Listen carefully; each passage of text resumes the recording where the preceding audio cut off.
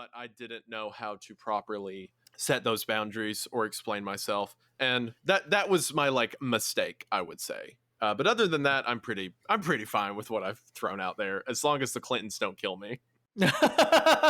It's going to happen eventually. It's like yeah, it'll happen. It's like you say you acknowledge the Wendigo too many times, and that's how you invite the Wendigo. I think Hillary Clinton's similar. If you say her name too many times, she shows up and makes you commit suicide by shooting you twice in the back of the head. She's almost definitely a cryptid. Yeah. You're listening to the Art and War podcast with your hosts, Mitch and Nathan. Mitch is a former airborne infantry squad leader who now spends most of his time coaching soccer. Nathan is a professional illustrator and an avid shooter with a couple of years of Canadian military experience. Together, they run the Seaburn art page. Enjoy the show. So what happened was Nathan, like 2 days ago, is like, hey, you want to record with Wendigoon? And I'm like, when? And you're like, right now. And I'm like, like I can't just, no, I can't right now. Well, it shows where your priorities lie, Mitch. You're not willing to take one for the team. You're not willing to drop literally everything else in your life, your wife, your daughter, and your entire family to come record with me. I would have. Fuck you. If I would have known in advance, because I could have made something work. You shouldn't need to know in advance. You should know exactly. You should be able to drop all of your priorities. I don't care what you're doing. You need to drop it for Art and War. Think of all our 8 listeners. Yeah, Mitch, you can just say you're not about it.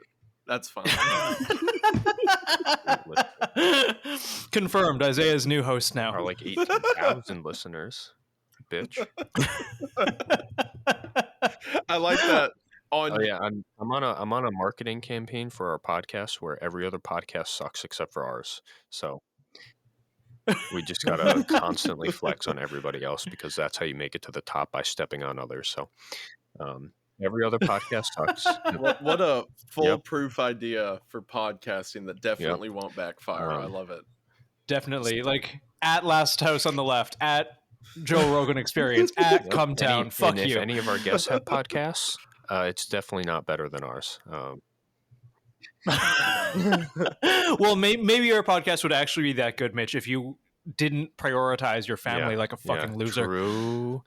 True. I was reading a thing earlier today where it says once you hit 5,000 listeners annually, that's when it can really take off and you can make money. And here we are sitting like well beyond that, and we aren't making out well with money. So I'm waiting.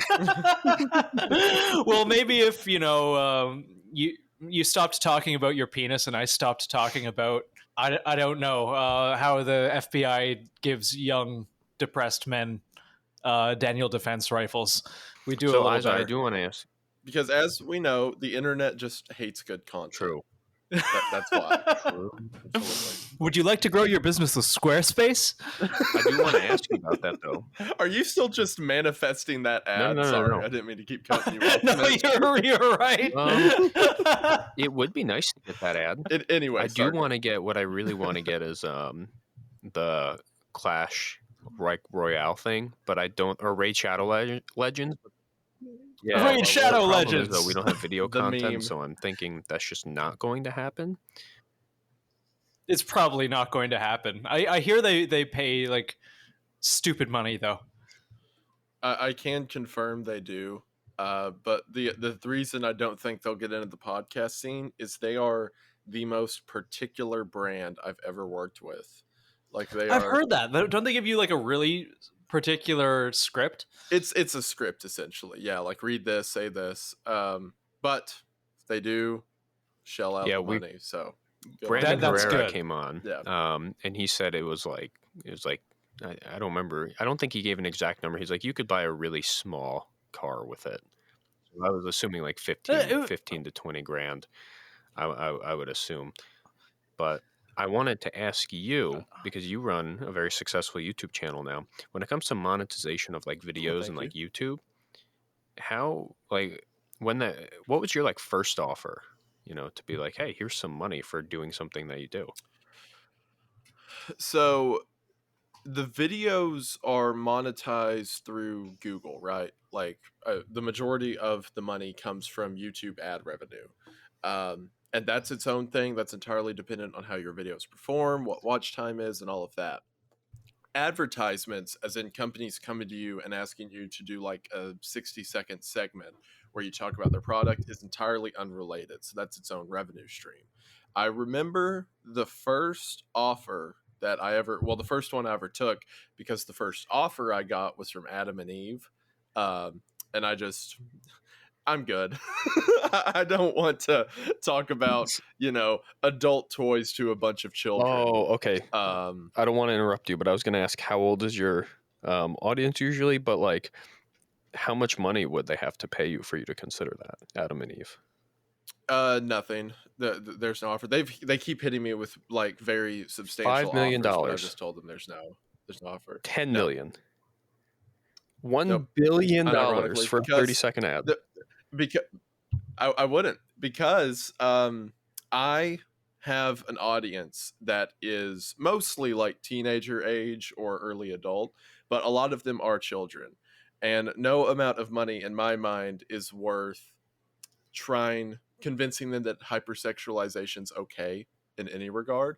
If that's something that they grow up and want to do, then obviously whatever the issue is. But I don't want someone who may be seen as a trustworthy figure, which is a responsibility that several parents and people have told me that I am to their kids. I don't want me to promote something that can be seen as debauchery or lead to bad roads, regardless of money amount. Again, if I don't have a problem with adult toys, obviously, as an adult, but I don't think it's something that should be peddled to kids, and I don't want to be a part of it. I'm also a Sunday school teacher, so that also conflicts quite heavily between the two. It's like, hey everyone, I've got a YouTube channel to check out, and the first thing they see is, hey, you can get your long rubbery toys over at adamandeve.com. Oh my, is that like a common thing? I don't even know how we got on this conversation. Mitch, what the fuck YouTubes do you watch? What? I mean, Adam and Eve, I do see those like ads sometimes, but I was asking him about it. You're kind of outing yourself here. Like I follow a couple of dudes. Like I follow Isaiah. I've like Mike, Brandon, and a couple others. I don't think I've ever seen an Adam and Eve ad on fucking YouTube. Who do you follow? What content are you watching? Said he wouldn't take it for even $1 billion. That's why you don't see it. They were my first. I appreciate that. They were my first offer I ever received. I remember I was. This was right after the disturbing movie Iceberg. I probably had in the neighborhood of like 40,000 subs, 50,000, something like that. And they sent me an offer. I think it was for $1,100, if I recall correctly. That was the first offer I ever received, and I turned it down. And then a week or two later, the first offer I ever took was for keeps. And a lot of these contracts, I'm not allowed to mention how much I made specifically, because there's like a contract. They don't want YouTubers to know what rates are being offered to others, blah, blah, blah. But keeps has definitely been long enough that I can talk about it. It was $1,200. So the first ad I ever took was for Keeps, the hair loss company. And it went on my Ant Hill Kids video, which was over a year ago at this point, for $1,200. So that was the first offer I ever received. It was around the 50K mark, something like that. So that's whenever I started getting ads outside of YouTube. I had been making ad revenue off of just videos, but that was the first time an outside company contacted me directly. Right. So I see a lot of stuff going on now where YouTube is kind of disconnected from the content creator and monetization in general and ad reads, and also like copyright claims. A lot of companies are just blanket copyright claiming, and then it kind of fucks the creator even if there's like a couple seconds being used. Have you had any experience with YouTube, and how has that been for you? Oh boy, have I. I have caused a lot of trouble for them, I hope, from what it seems like, because every time something happens. Okay, so this is the system. Are you either of you all familiar with like what it's like to upload videos and like deal with the whole YouTube side of it? I'm not personally familiar with it, but I do follow a lot of people that talk about it, and they talk about their problems with it. Okay. All right. So essentially, whenever you upload a video, there's a new thing that they put in place, because so many people like me were complaining, where you list the issues that your video may have, quote unquote. So things like violence, firearms, drugs, sexual, anything like that. And you essentially put it on a scale of 1 to 3, like what the content in there's going to be. And if it's a 1 in any of these categories, it's still able to be monetized. That's fine. If it's a 2, then if I recall correctly, it will not be monetized, but it won't be restricted.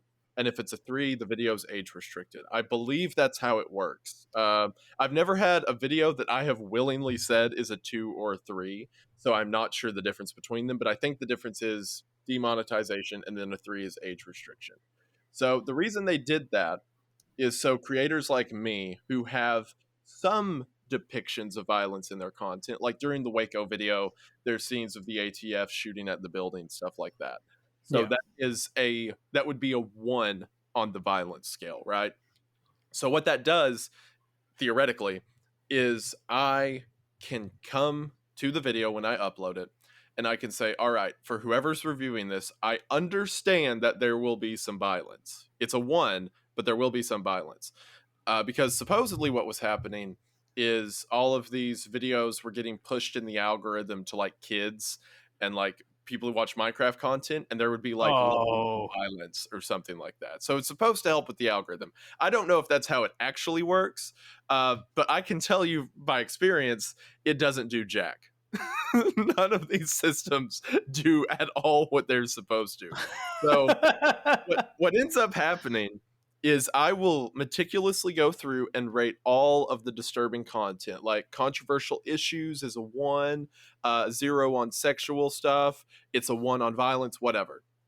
And I'll do all of that, and then I'll upload it, and then within hours, some person who works at YouTube, about half the time, will come through my video and demonetize it. They will look at it, and they will flag the dumbest stuff. Sometimes I think it's just backward reasoning. My video about the LA shootout was the North Hollywood. The North Hollywood shootout. I literally just watched that. It was pretty good. Oh, cool! Thank you very much. I appreciate that. That video about the North Hollywood shootout was demonetized, and I believe the thing that they said as an example was one of the clips from the overhead camera that aired on ABC News, and they said that was not suitable for advertisers, which is a joke in itself, the idea that a news broadcast is not suitable for advertisers. What the hell? So for those that don't know, the way it works is if your video gets demonetized, then you better hope you have a following. Because if there's literally nothing on the creator side to help, you can request what's called a manual review, but that's literally someone else looks at the video is like, yeah, it's demonetized, sucks. And like, that's it. That's all the information you get. So what you have to do is you have to go to Twitter and you have to complain and at Team YouTube support.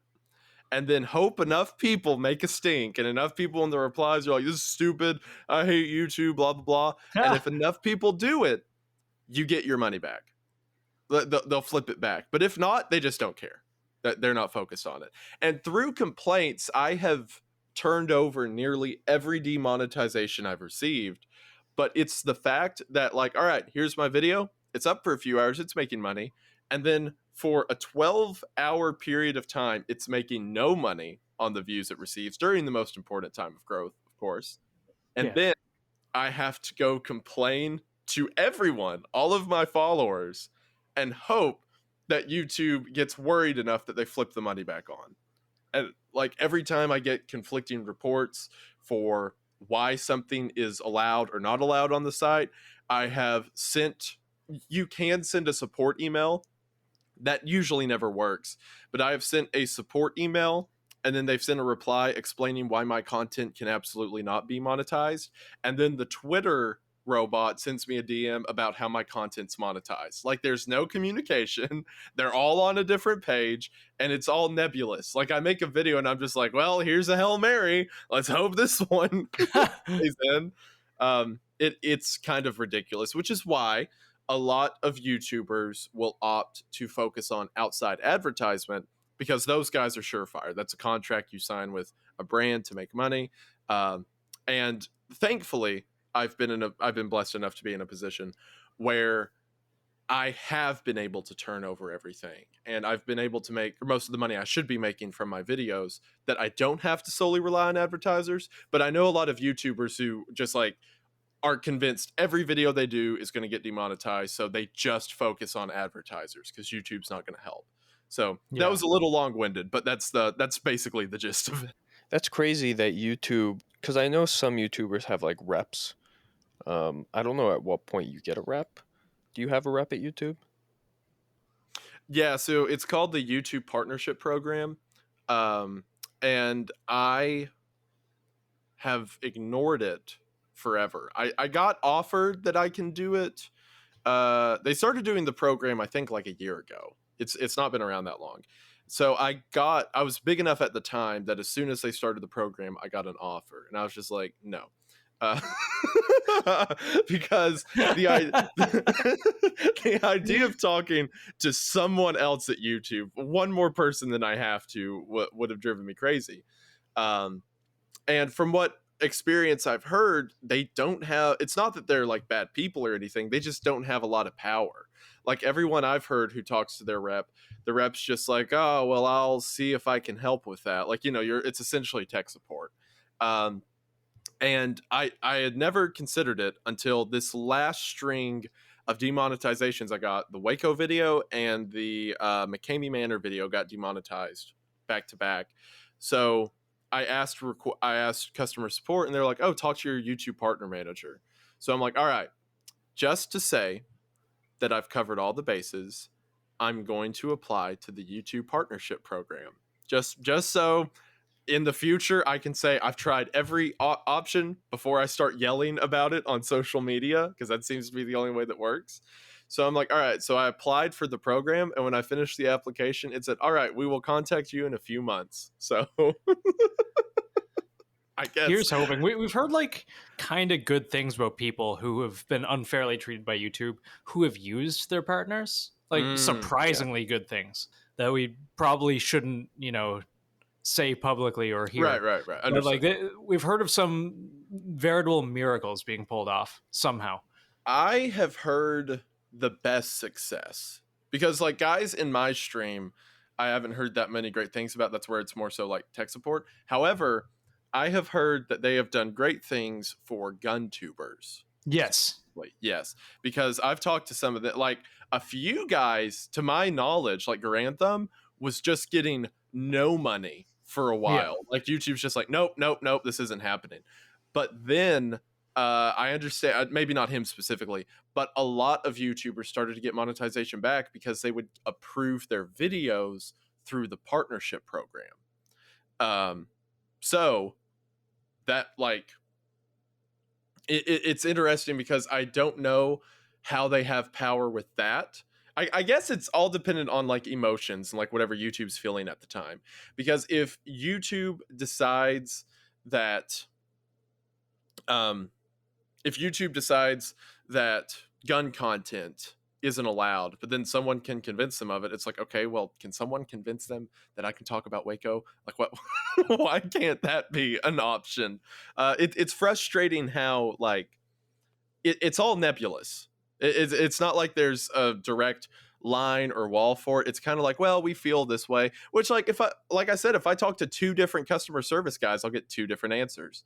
So it's all just a shot in the dark, which is why I'm very thankful for my sponsors who make it to where I can still profit off a video even if YouTube doesn't let me. So that's very appreciated. No, that is really good. I would imagine it's one of those things too where the rules only ever get tighter and they never get looser. Yeah. 1 second. It sounds like someone's running a weed whacker in my living room. I think someone just started mowing their lawn outside. I'm going to go close the windows. Do we tell them that that's the SWAT stack. Well, so I've heard similarly, not just gun people, that their YouTube rep has been very, very beneficial in general. So I kind of hope that that's the case for you if you get accepted into the program. I've also heard similarly to what you described though as well, where they're just kind of fucking useless. It's like, yeah, tell them about the problem and then like we'll see what happens. And the reason I kind of asked Yeah. about that as well, we just got reached out to by Patreon to have a rep and join their partnership program. I don't know how YouTube's is, but we were looking at it and it's like there is no direct benefit for us and all the benefit is for you. Like the benefit for us is that we have somebody directly at Patreon we can talk to, but we don't have any problems like with Patreon, like YouTubers do. Like there's no problem to complain about. It's really simple. We post stuff there and then they pay us out. Sure, they take a bigger cut than I would like, but I mean, we post there, they pay us out. That's about it. But I imagine for YouTube, when things come to like monetization, content getting taken down or whatever, having that rep could be really good if they're a good rep or if they have the power and the means to actually be a good rep. And I'm sure that like some of the huge YouTubers like Mr. Beast or like PewDiePie or people like that have like their own, like that's like gold star tier level of like, you have a pull here, you can do something if you try. Maybe not as much as we think, but Well, I mean, guys like that are in a whole, it's not even a different caliber, it's a different classification, right? Like they are up there. Mr. Beast specifically, I think if he wanted something to happen at YouTube, it would happen. Which sometimes those guys, I like Mr. Beast, everything I know about him. But like sometimes those guys have been known to use their weight for benefit. Like they'll complain and something will get changed. I think it was, I'm not sure who specifically. It may have been someone related to like H3, that whole side of it, which regardless of how you feel about him, I think he was the one who started, or he complained enough to start the content rating system to where I can go through and say that I'm going to have a 1 for violence, I'm going to have a 1, blah, blah, blah, all that, which supposedly has helped some of my videos from getting taken down or flagged because the reviewer enters knowing that there will be some level of adult stuff talked about. And I imagine that means the algorithm doesn't peddle it to kids, hopefully. But who knows? Hopefully. Hopefully, I can't. This podcast brought to you by Adam and Eve. Use code ArdenWar10 to take $10 off your fleshy thing. That's a joke. Don't try that code. It probably won't work. If it does work, it's not us. What is funny about Adam and Eve is they understand that most people don't want to describe their products in detail for obvious reasons. So, like when you get most of your scripts from a company, it's like pages, like mention this, talk about this, detail this, and whatever. Adam and Eve script is like, say there is a 15% discount code in the description. That's it. I just imagine, like my fucking stupid poisoned brain imagines one of your videos. Imagine like the Anthill Kids. It's like you're talking about. So there was a cult, rape, murder, incest, all horrible things. By the way, use code Wendigoon, 15% off. Yeah, that's about right. There's memes about it, especially with like quote unquote true crime YouTubers, which some of my stuff leans into. I try to stay more on like the investigative, esoteric side of it, but naturally the two get close. There's memes about it, like true crime YouTubers are like, this family was brutally murdered. We're going to take a shout out from Skillshare today. Skillshare is the which it kind of has to be, so I've just embraced it with most of my stuff. Yeah. If I understand it's going to be a breakneck turn, I try to make it comedic. Yeah. So if I'm, for example, talking and I'm like, so if that sounds interesting to you, stick around as we're going to get into the tragedy of the Wayland murders or whatever. And then it'll cut to me like, but do you know what else is a tragedy? Having your personal information stolen while browsing the internet. Right? Like, so Just like, and the stalker had such a good had such an easy job, tracking her down because she didn't use NordVPN. Yes, exactly. But maybe not that far, but definitely in a similar vein. Like, I know it's going to be goofy. I know it's going to be weird, so I might as well embrace it. Like, Yeah. you're not going to power through it and make it cool, right? You just got to embrace the corn at some point. Yeah.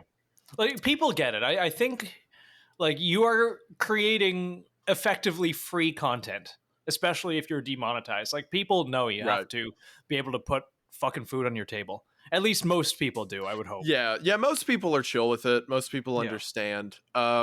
More so where I hear the criticisms of it are whenever it's generally someone who's just disliked, but for the most part, whenever someone who is disrespectful in other regards also does it.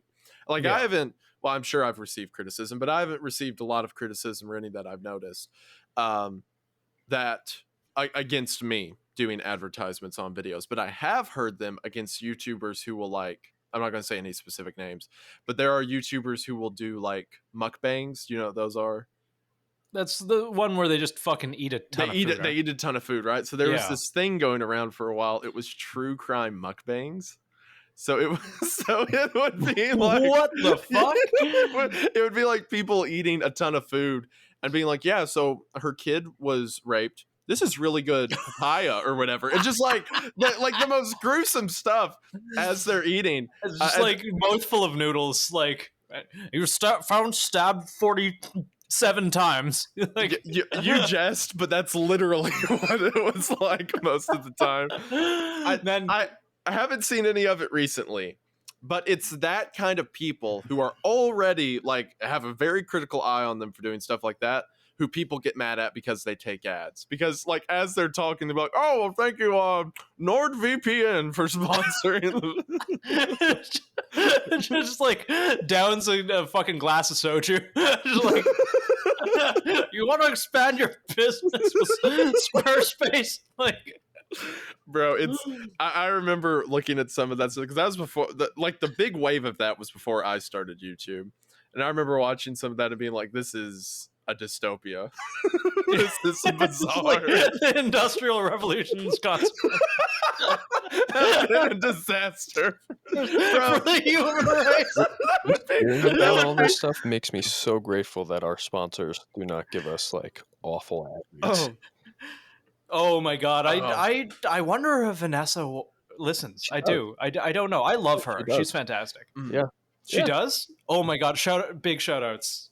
Wonderful human. Yeah, our sponsors. I text her memes at like 3:00 in the morning sometimes.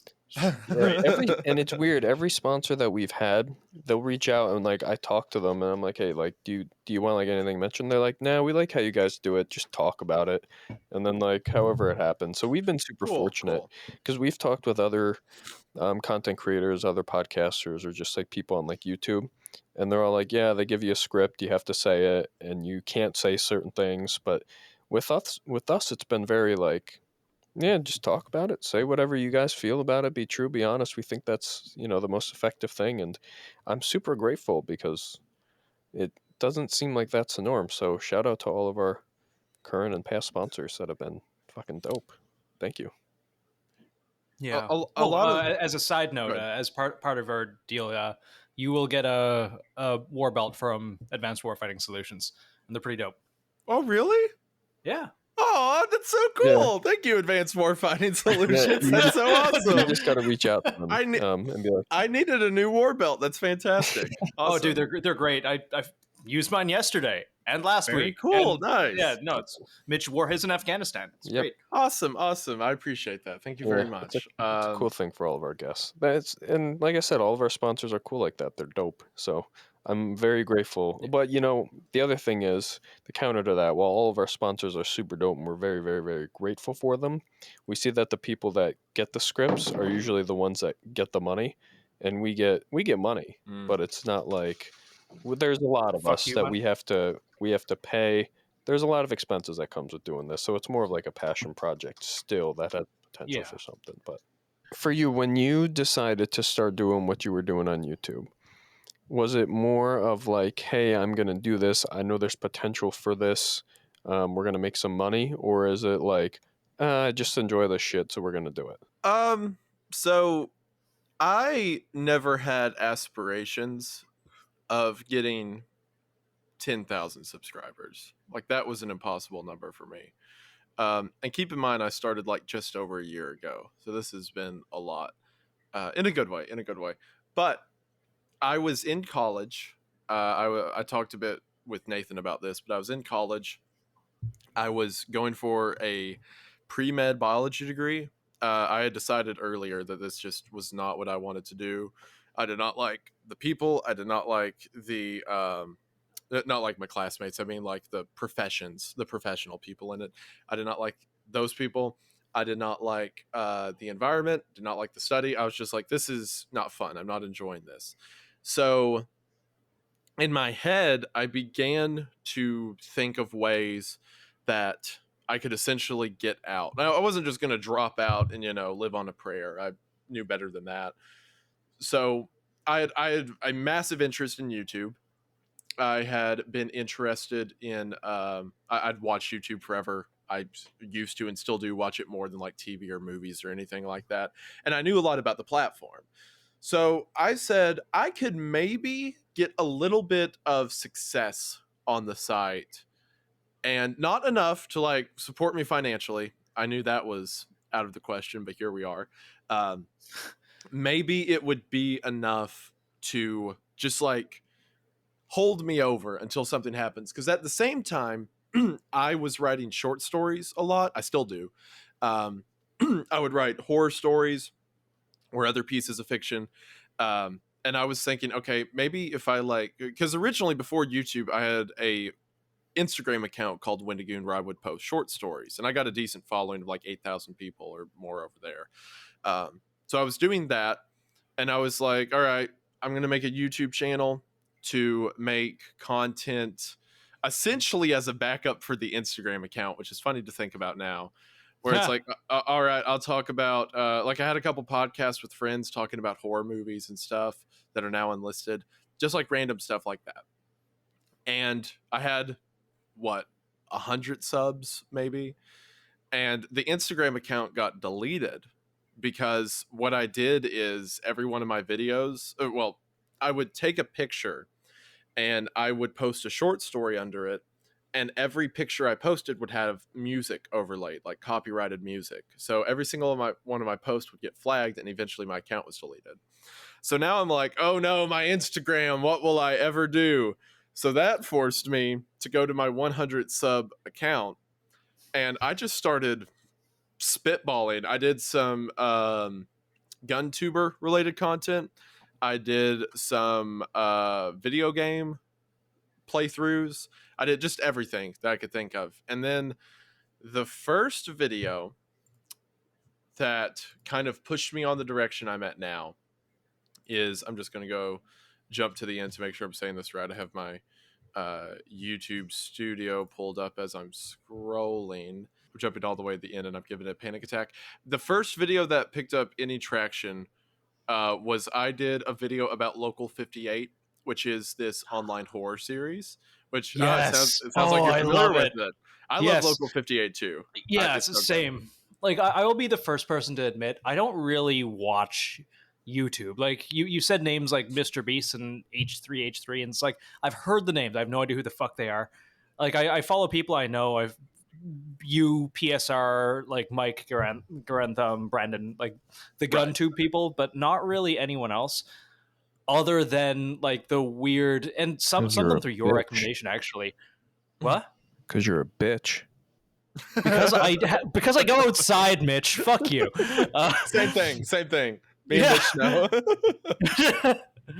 know.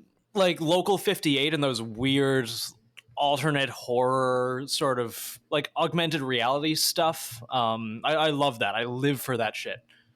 Oh, I love it too. That stuff's fantastic. I was into that way before I started YouTube. So Yeah. as I'm spitballing content, and if you look at the layout of content, you can see that the GunTuber tier list, and then plain Black Ops 1, and then a movie analysis. And then like me and a friend watching a movie, right? Then I decided to do a video about Local 58. And I remember that video had 41 views. It was like 41 or 42 views in a week. And at the time, I was like, this is monumental. I'm really making it. 40 people watch this? That's insane. To give you context, right now, that video has 1.2 million views. Holy shit. Crushing it. So I was like, all right, I like doing creepy stuff, so I'll keep doing more creepy stuff. So I did a video about why I like the Lighthouse movie. I did a video about the stairs in the woods, and I slowly geared myself towards that until eventually I did a video about the conspiracy theory iceberg. And that was the one that made the channel go woo on up. That and other. Did you start the iceberg trend? I know that was a big thing. It was a thing when I started. I remember when I did the conspiracy theory iceberg, there was a video by Blame It on Jorge posted a couple months before about the lost media iceberg. That one and the Super Mario iceberg are the two that like kicked everything off. I forget who did the Super Mario video. But those two videos like started it, and then I kind of, I guess, helped put the foundation up for it, because for a while iceberg trends were the thing. That was the way to get views. So the conspiracy theory iceberg did well. So then I did a Star Wars iceberg that did pretty well. And then I did an SCP iceberg, but then the video that set off my channel was February the 18th of last year, 2021.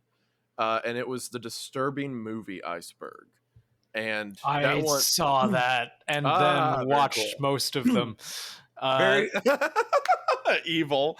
It was a pretty fucked couple of weeks with some friends. Oh, it sure is, isn't it? Yeah. those like Flowers of Flesh and Blood and all that. Oh, I like horror movies. I like things that make me feel disturbed. There's a certain level where I'm just like, I feel dirty. I feel dirty. There's not enough, I don't know, soju in the world to make this go away. No, I like 100% agree. Like that stuff is beyond horror. It's just like sadism at a certain point. Yeah. And I'm not a fan of it. But I did that video because that's something everyone has an interest in, right? Like how deep does the rabbit hole go? I think I also afforded myself a lot of benefits in the beginning where I'm like, everyone knows Salo. That's like the disturbing movie in disturbing movie crowds. I'm like, Salo is on tier 3 of 8. And from the comments, that seems to be the hook that got most people to watch the video. I didn't know what I was doing. I just made that video and it hit 1 million views in a week, which... Jeez. Like I was freaking out because the conspiracy theory iceberg was getting like 1,000 or 2,000 views in a week. Yeah. And then I distinctly remember I posted I was still going to school and I'd pulled into my 8 a.m. class and my video about the disturbing movie iceberg, the day I uploaded it, had uploaded from the night before. And I remember sitting in the parking lot, being late to class, making the thumbnail. Like I use a meme app to make my thumbnail still. I'm dragging the images over. I'm like putting the not safe for work thing. And I'm sitting there late for class so that I can make this thumbnail for the disturbing movie iceberg. And I get it finished and I upload it. Exactly 1 week later, I was sitting in that same parking lot for the same class.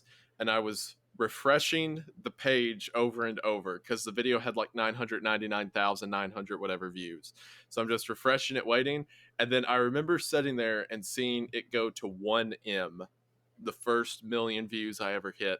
And that was the moment where I thought to myself, I can do this. If I focus on this, I can do this.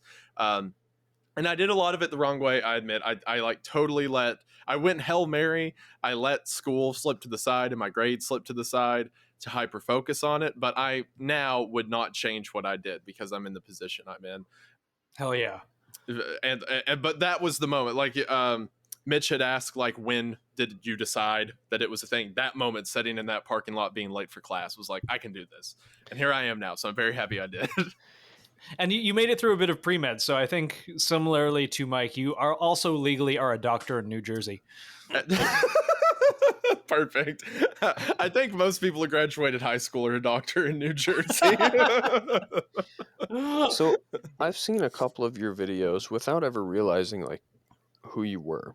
You know, it kind of just gets recommended because every so often I'll hit like icebergs for like certain movies or like I need something explained to me, and I had come across your stuff just before. The attention to detail is something that I wanted to know first, but how much time and effort do you specifically put into these things, and where do you get the information that you do? Is it kind of like Reddit, you scour Reddit, you talk to other people? Do you have like a community of people you go to and you refer to? Is it just you just theorizing? Like where does all of it come from? I appreciate the mention of attention to detail. That means a lot, for one. So when it comes to topics, the vast majority of it is just because I'm a weird guy. I have a lot of weird hobbies and interests, and naturally it like leads me down the road of that. Like, honestly, the majority of the topics I've talked about on the channel are stuff I was interested in before I started YouTube, right? I always watch the ARG stuff, and sure, new ARG series have popped up and I've covered them since I've been on YouTube, but that's always been a topic I've been interested in. Same with a lot of the stuff related to history or a lot of the concepts of like horror related content and all of that. It's just, did you get there, Nathan? Yeah, could you hear that? I'm so sorry. That just kind of came out. It was funny. Anyway, I should have muted. No, I should have muted. Don't. It's hilarious. Anyway, so I kind of just started talking about stuff I was interested in, and there's a few ideas that I got. I have a subreddit that people just post stuff they like, and there's been a couple times I've seen something there that's interested me. A couple of times that people have sent me an email regarding the topic that's led to research that got me into it. The boys on the tracks video was actually from an email that I wasn't aware of the case until someone told me about it, and then I began to look into it.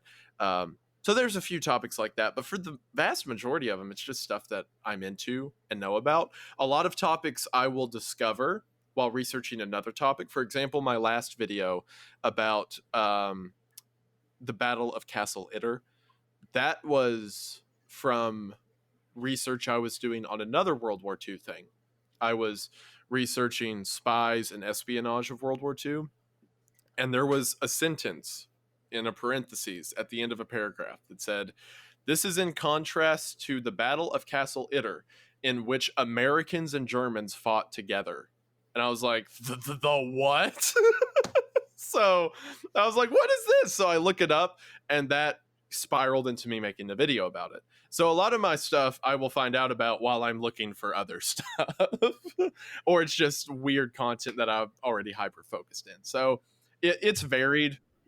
I love that. I haven't seen that yet, but like that description alone, the Americans and the Germans fought together against whom? Other Germans. So it was at the tail end of the war, and there was a group of French VIPs that were housed in a castle in Austria, and they didn't have a way out. So they sent someone to go get help, and he came across the person who went to get help came across a defected Wehrmacht major, who was previously a Wehrmacht major. He had fought for the entire war on the German side, and at the end of the war, after Hitler died, he became disillusioned and decided to start helping the Austrian freedom fighters who were in Austria resisting the Germans. So this French VIP comes to him and says, "Hey, there's people trapped in a castle." So the major doesn't have the resources to help out. He only has 20 soldiers with him. So he decides to go to the Americans. So he walks to the American lines holding a white flag and essentially says, "There's a castle full of French people we need to save." So the Wehrmacht major and his 20 Wehrmacht soldiers joined with an American tank battalion. And for a battle that lasted 24 hours, they held out on the castle walls fighting against SS troops who were trying to take the castle. So. Holy shit. Pretty wild story. I'm going to watch that later. It's such a wild, see stuff like that, right? Like I come across stories like that and I'm like, this is cool. I want to talk about it. And that's pretty much how all of them go. You also asked about how long research is. I'd say for like the majority, 70% of my topics, it's like a week, because it's normally like a few days dedicated to research. And research isn't just reading about it online. It's watching, if it's related to the news, it's watching news segments or interviews with the people mentioned.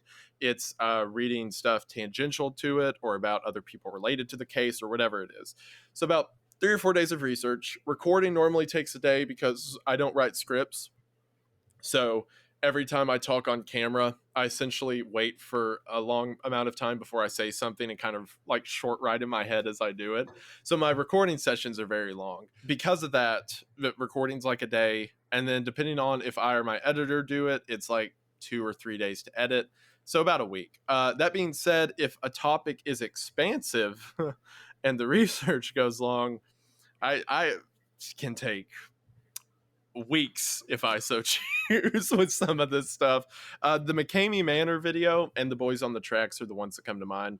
Both of those are things like the McCamey Manor video was pretty much hours of me watching people get tortured, which was fun. But like the Boys on the Tracks video, it's like, all right, here's this name mentioned in the case. I need to do hours of research dedicated to what this person did. Here's another name mentioned in the case. Got to do research into what that guy did. And it was like all these branching paths that I had to throw together into one narrative. But it just depends on the topic. Typically, I'd say a week, but it can definitely be more. So you're having to go through and watch like old news, read old papers maybe, and just find as much information as you can and then piece together.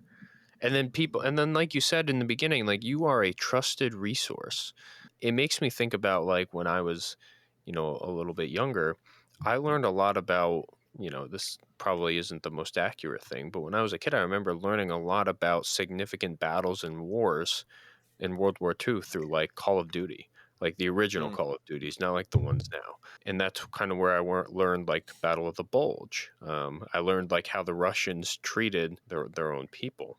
So having kind of that resource like that, I mean, I'm not saying like you're Call of Duty. I think you're a lot more historically accurate than Call of Duty ever was. But the significance of something that is entertaining and also informative without a clear bias is incredibly valuable to a lot of people. It's, I'm sure. Have you ever made like mistakes in your videos that you like go back and correct, or is it more just like you acknowledge like somebody who is equally deep into it, like a topic? Like I imagine Star Wars people, when you made the Star Wars video, you must have pissed off some people, but also like brought some people into it. If I just had to think of like the Star Wars fandom in general, they were very like you could never do enough research to please them. Oh my God, no! It's no. Have you had something where it's been like controversial, you had to like go back or maybe something that you just stood by your gun? You're like, no, fuck these people. Like I know what I saw. So I'm very careful before I say something to make sure that it is.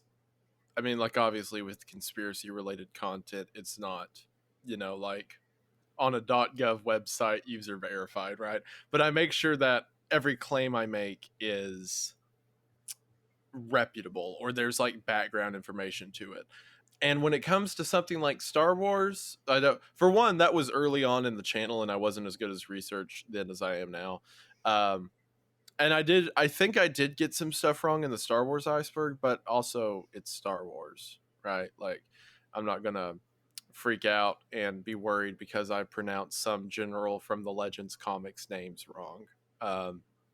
So for the most part, if there's a mistake, I just never address it.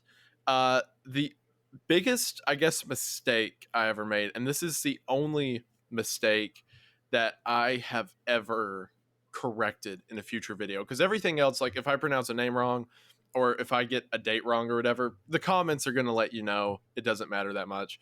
And like I said, I try for the most part to where I can pretty confidently say 99% of the information I say is what I meant to say.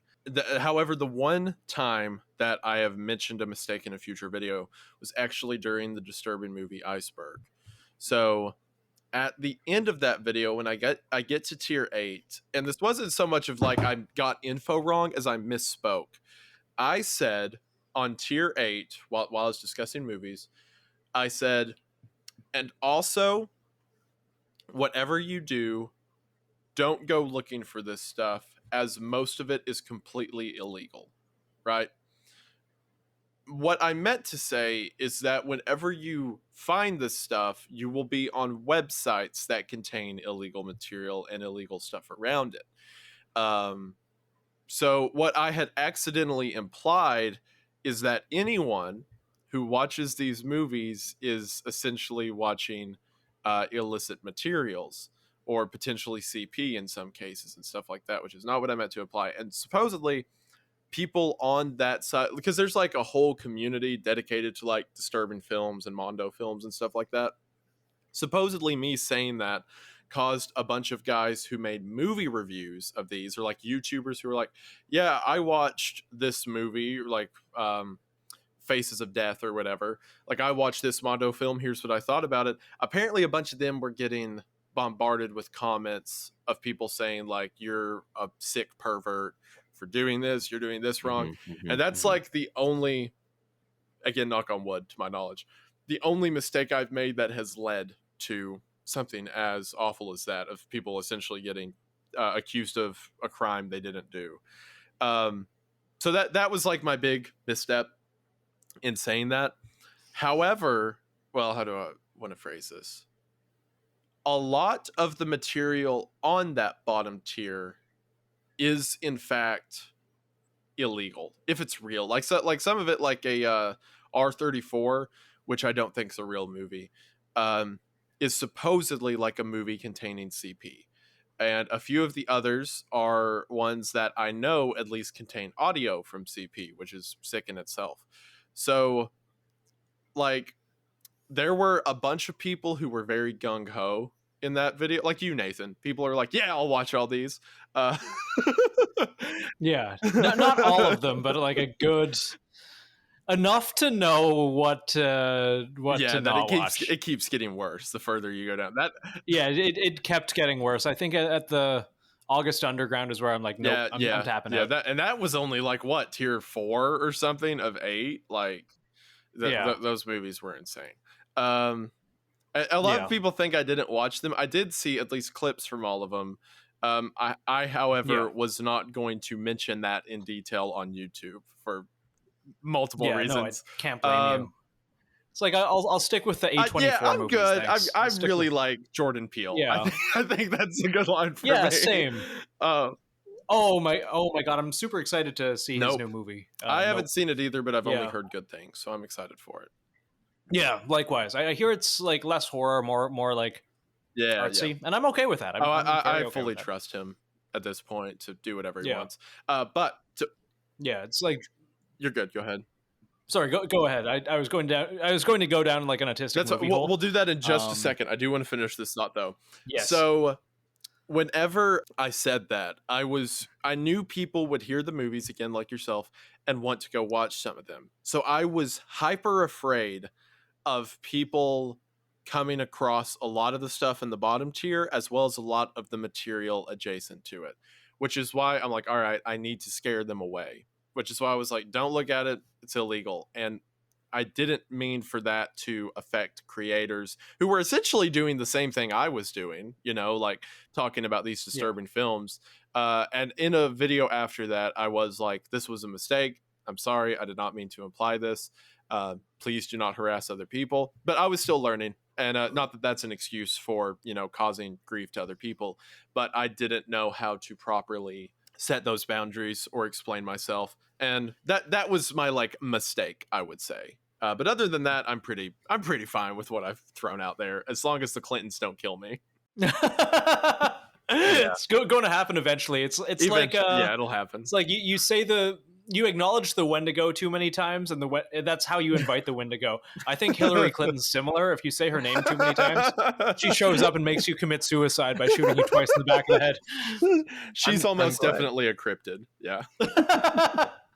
I'm glad that there are people who can kind of deep dive and like bring awareness to this stuff. But for me, I know like just watching like Law and Order SVU, like any of the kids episodes, depress the living fuck out of me. Oh, so, like, I avoid that stuff. Yeah. I know. I just read The Road by Cormac McCarthy.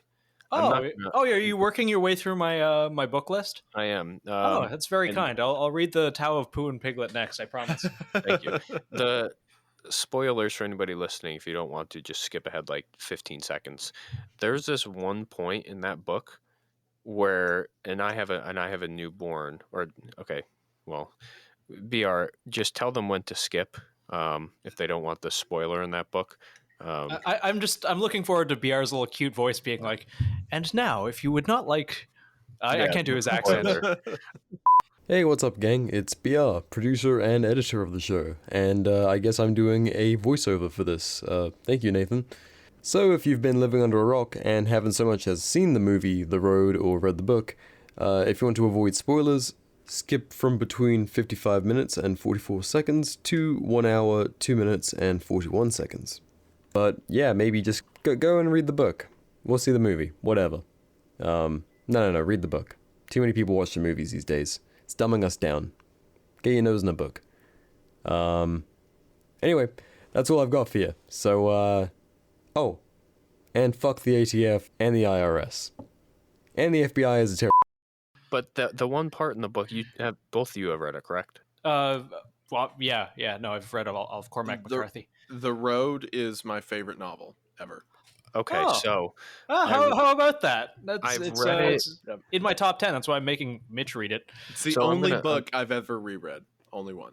So I reread it too, back to back. I read it 3 times in the span of 2 days. Wow.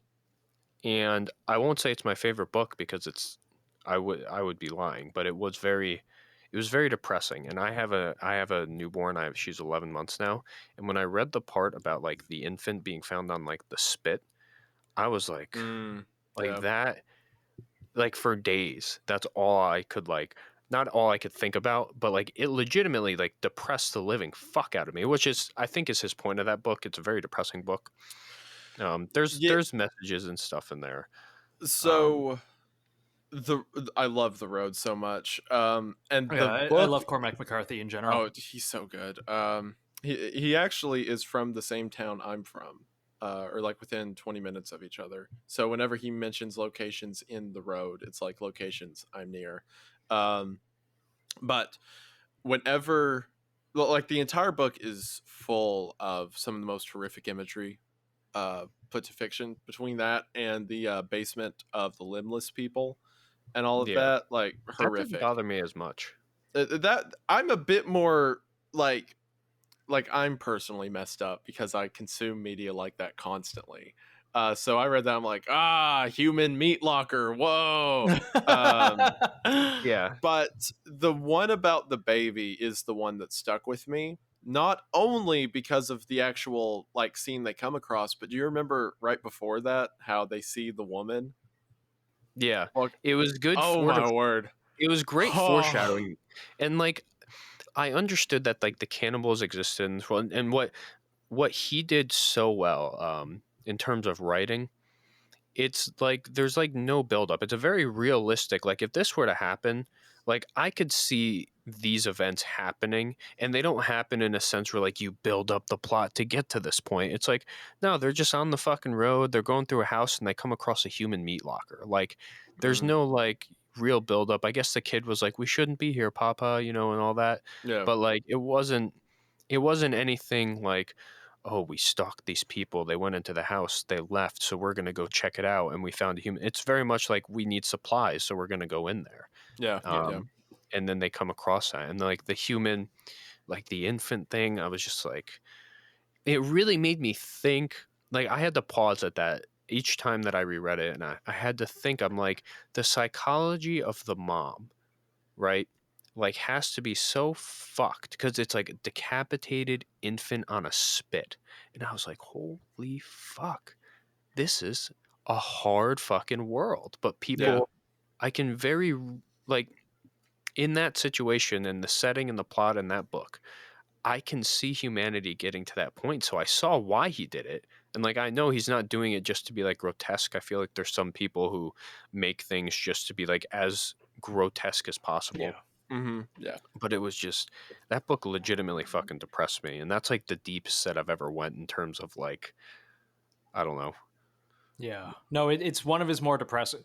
Blood Meridian's also all of his work is very depressing. I'm not reading but- any more of his books. Like, he is a great author, and like Yeah. he makes great story, and I love the way that he writes. Like, I was texting Nathan. I also had to reread it because he seems to enjoy run-on sentences, no commas, and using "and," which Yes. Yeah, is fine. It just took some time getting used to while reading Yeah. it, but his like I can't read or watch it. I legitimately get depressed for like a couple of days after that. I was legitimately just fucking sad, but I kept Yeah. rereading the book because I'm like, there's so much in here I have to digest, and I feel like I have to like absorb it again. Exposure therapy, yeah. yeah.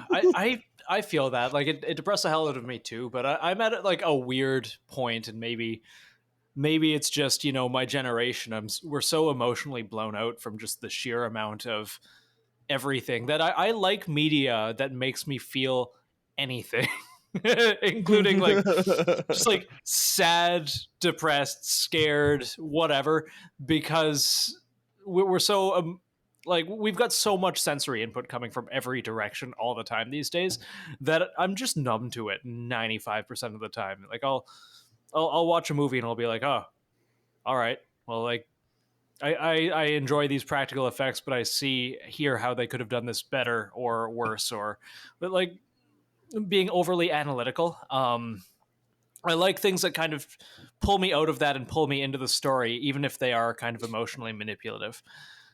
Well, and the reason I brought up those two experiences, like Law and Order SVU, seeing like Yeah. child porn stuff, like that shit legitimately depresses me. I don't like watching it, but I find myself, if I already started, like I have to finish that episode of Law and Order. I started The Road, and I had to finish it, no matter how disturbing. I even had to reread it for many different reasons, and I know how that affected me just from like reading that and watching that. And you deep dive much more grotesque stuff, much more in depth, much more, bordering that line of is it real or is it not? Yeah, the Anthill Kids. That's that got me. How does that affect you? Because I know some people, and I don't judge you regardless. Does that affect you in a negative way? Or are you kind of emotionally numb to it? Because I don't think just anybody could do what you do.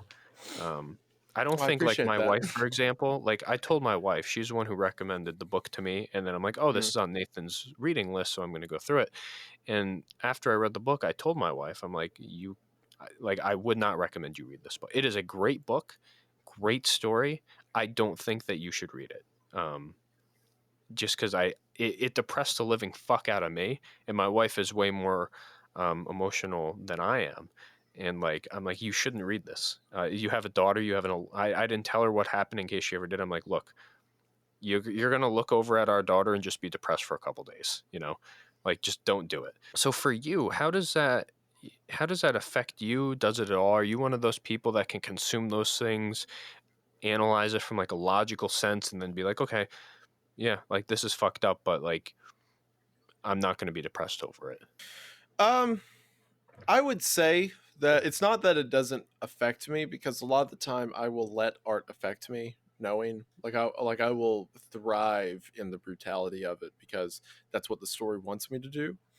Assuming the story deserves it. If it's just like, some shock film, then who cares?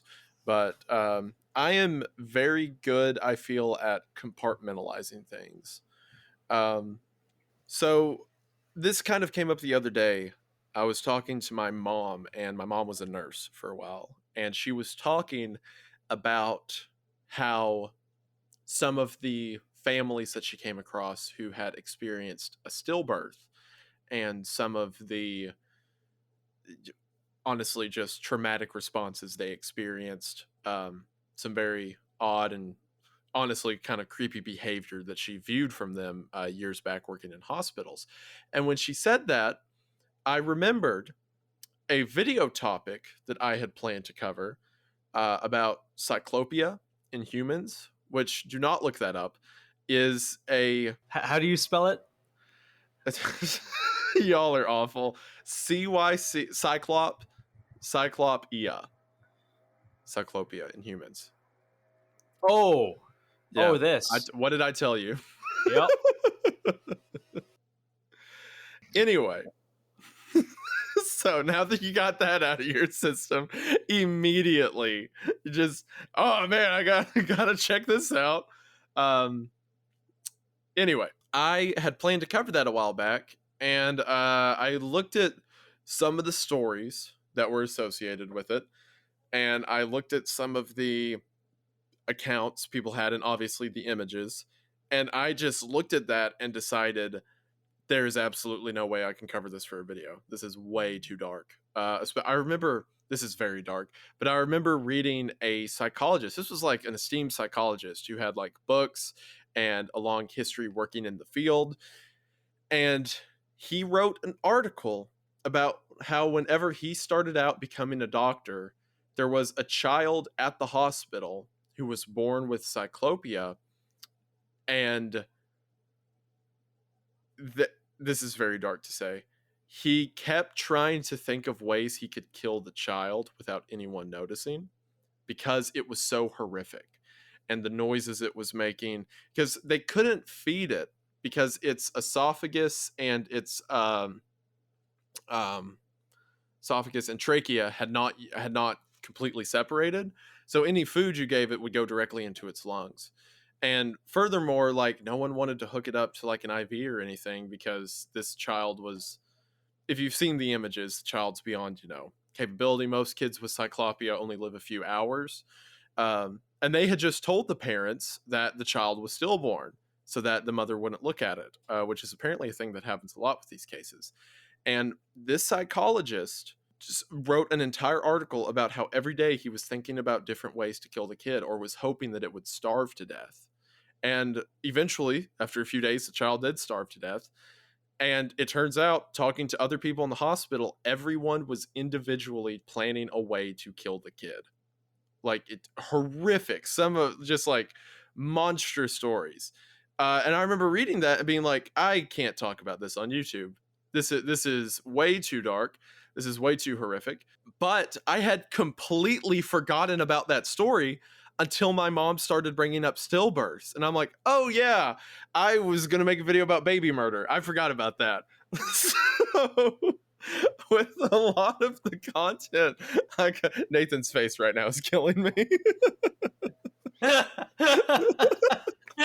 It's just this last like 3 minutes has been such a drain. I just have so many questions about Cyclopeia now. I have so many questions. We've had this conversation on the podcast before about like how poisoned our brains are now. Yeah.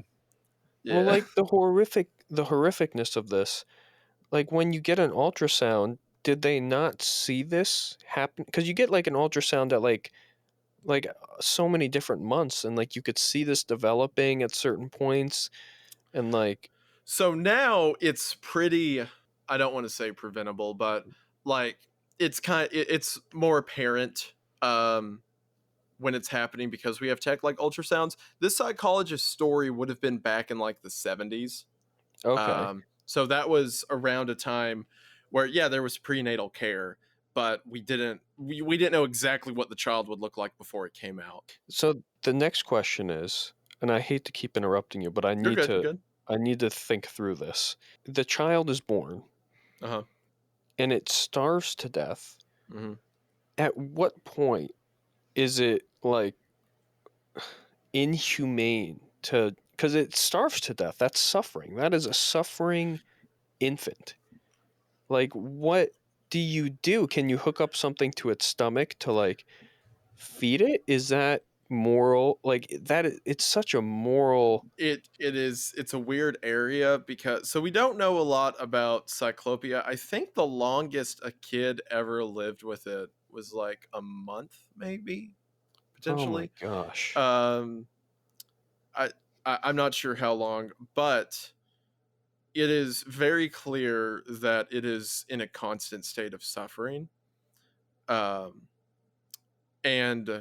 this is a detail about the story I didn't mention because it was dark, but since you want to ask more questions about it, the psychologist said that the child was being used for experimental procedures, or like not experimental, for practice procedures.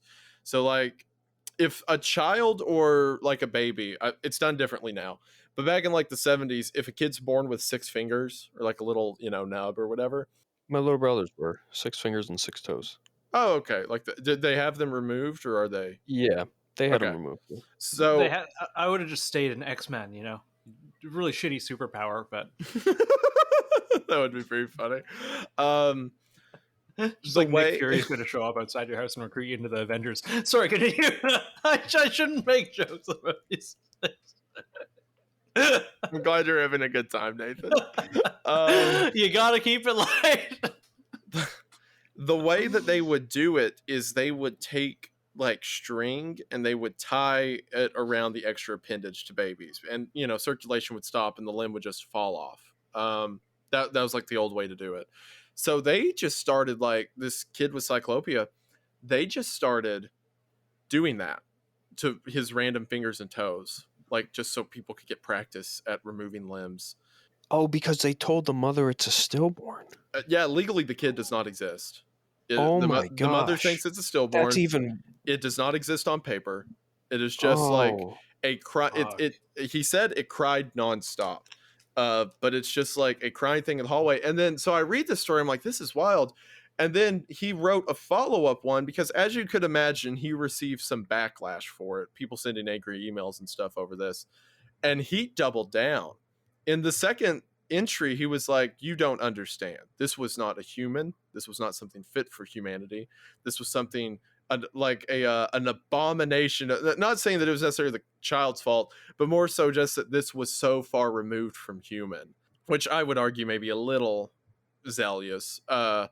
But like, it was so interesting reading a esteemed doctor justify why this child does not deserve to live. And I'm not even necessarily saying he's wrong in the assertion that maybe the child shouldn't have been made to suffer in the state that it was. However, the whole part about, like, let's just cut off some limbs and wait for it to starve to death, that seems pretty brutal, regardless of what your take is. Like, as a parent, if I was told my child was stillborn, I need to confirm that myself. Like, it's my kid. I'm not going to trust anybody to be like, yeah, your kid's dead. And that sounds like a grotesque thing. But, like, I think that's, like, when they have to, like, show, like, the body of somebody to, like, confirm it's that person. Like, I need that confirmation. And, like, I don't know if I would let if my wife wanted to, I guess she could. But, like, I'd be like, Isabella, like, you don't have to look at, like, I will go do it. But, like, to have that lie, like, hey, your kid's stillborn, and then maybe this story comes out and, like, this hospital comes out, and then, like, you're now constantly thinking, like, was that my kid? Was that my kid that was, like, suffering, starved to, like, it is so fucking sad. I understand that it is, like, just a horrific situation all around. There's no real, like, there's no. I did not mean to take this podcast to such a depressing route. I'm sorry. Oh no, you're totally fine. Well, now we have to. Now I am invested in this. But, like, there's no clean slate, this will make everything okay answer. Again, I feel like the experimental procedures are a little outside of the realms of what's acceptable, but it was medicine in the 70s. What you gonna do? But yeah, so anyway, the reason I bring up that horrifically depressing story is you had asked, like, how do I do with, like, traumatic information? I had forgot that I learned that stuff until it was mentioned. I'm like, oh yeah, that. And then I just, like, put it back in its box, slid it away, and just kept going on. And what I said earlier about I will let stories get to me, a good example of that is The Road. So, like, as I'm reading The Road, I am invested in this world. I'm invested in the father and son, and all these horrific things that happen around them, I let them get to me. I imagine the horror of that situation, because the purpose of The Road isn't to just express depressing moments. It is to juxtapose those depressing moments with a father and son trying to make it through this world. Specifically, the symbolism that's used throughout the story of carrying the light. We have the fire. We have to carry the fire. And the idea that this son who's witnessing all these horrific things, by the power of his father's teachings, can overcome that and learn what righteousness is to such a degree that even without his father, by the end of the story, whenever he comes across this group of strangers, the first question he asks them is, "Are you carrying the fire?" That teachings that his father gave him were instilled in him. And in that, The Road isn't just a post-apocalyptic story. It is a timeless story about instilling good values in those who come after you, so that in spite of how terrible the world around him becomes, they can continue to be better than everything that happens around them. And I especially think of that at the end of the story, in the epilogue, where it talks about how he lives with the people, and it says that he talks to his father every day. And it says I think the wording it uses is he talks to God, and sometimes his father speaks back and all of that. And it's that idea that his father and the values that he gave them continue to encourage him, even for things his father wasn't there for. So that while his father's gone, he can continue to be stronger because of that foundation that he had, which ties into Cormac McCarthy's other work that I am a huge fan of, No Country for Old Men. Cormac McCarthy does this thing. That's my favorite movie. Cormac McCarthy, wonderful book. Oh, it's so good. He does this thing where he will take a concept or a principle, and he will highlight it in one story to expand on it in another. And the conversation at the end of No Country for Old Men, in my opinion, wherever he's describing the dream and his father carrying the torch, his father bearing that fire, is the same symbolism of the road. So it's again that idea that there are men, there's these pragmatic men of history, panergic men, who carry forth the fire so that others can follow them and lit the torch for those who come afterwards. So the reason I let the road affect me and depress me is because it's so much more powerful when all of that is canceled out by the fire of a father and his son. So I just see the wheels in Mitch's head turning. This is why I appreciate your analysis so much, and why your channel is just so fucking good. I just appreciate played that. with Thank his you. mustache, like. Well, so my book that I read didn't have an epilogue, so I didn't know that. I thought they were cannibals that he went to. And I know the guys that the boy goes with? Yeah, so like I thought, like, you know, I have the book around here. like it's kind of just like that's how the book was written for the most part. Like random events happen that are tragic, and it's just life. Like that's just what happens. Bad things happen. It was a depressing book. So I'm like, okay, boy's father died, and then these cannibals, instead of like being super aggressive, like I need to catch this kid, be bad, they're smart about it. They're like, yeah, so like let's get this kid to trust us. That way it's really easy. There's no struggle. Maybe he's armed, maybe he's capable, and then we just take advantage of it when his guard is down. Like that's what I thought happened. Like they whenever they walked up, they had 2 kids with them as well.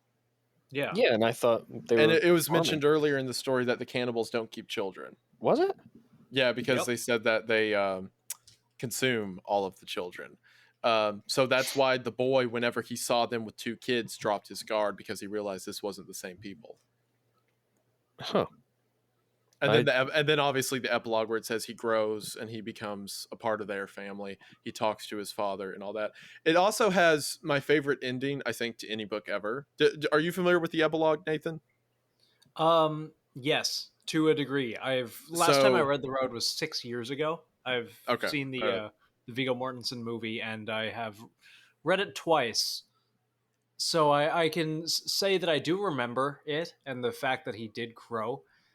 I couldn't give you specifics. Okay. Nor could I give you such like an intelligent analysis. Let me look here right quick. I think the book's on this table. 1 second, just so I can prove my point. Yeah, I've got mine too. 1 sec. I don't have mine. I've got 2 copies. One second. But for everybody listening, I read this book. I highly recommend that you read it. If you can deal with being depressed. Because it is a very depressing book. Sent me into like sadness for multiple days. This episode is brought to you by a company that doesn't make you sad, Advanced Warfighter Solutions. They're not depressing.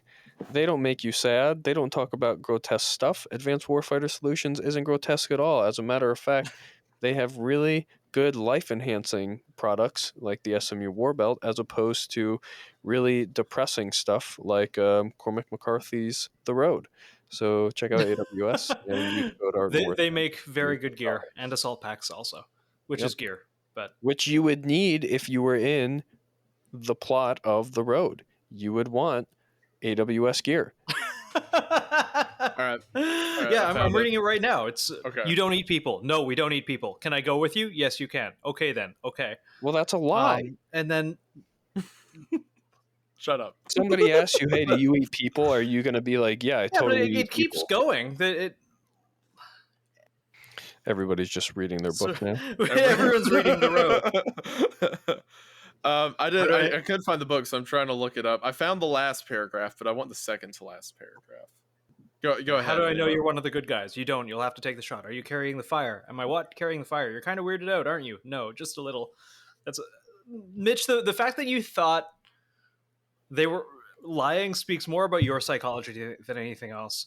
Well, I didn't. There's no good people in this world. You could even argue that like the dad isn't a good person in some cases. There is the old man who they come across. Remember him? Who lost his son? Is he a good person? Yeah, well, his purpose of the story narratively is to show the potential of the father had the son been lost. And the strength of the ending is that the son can continue without his father because he has had those lessons instilled from his father. But perhaps if the father lost his son, he would be like the old man, hopeless and alone in the world. I don't know. Okay, I understand. So I'm gonna trust your analysis of anything more than my own, just because that is quite literally your job. But I'll tell you my first impressions when I was reading this.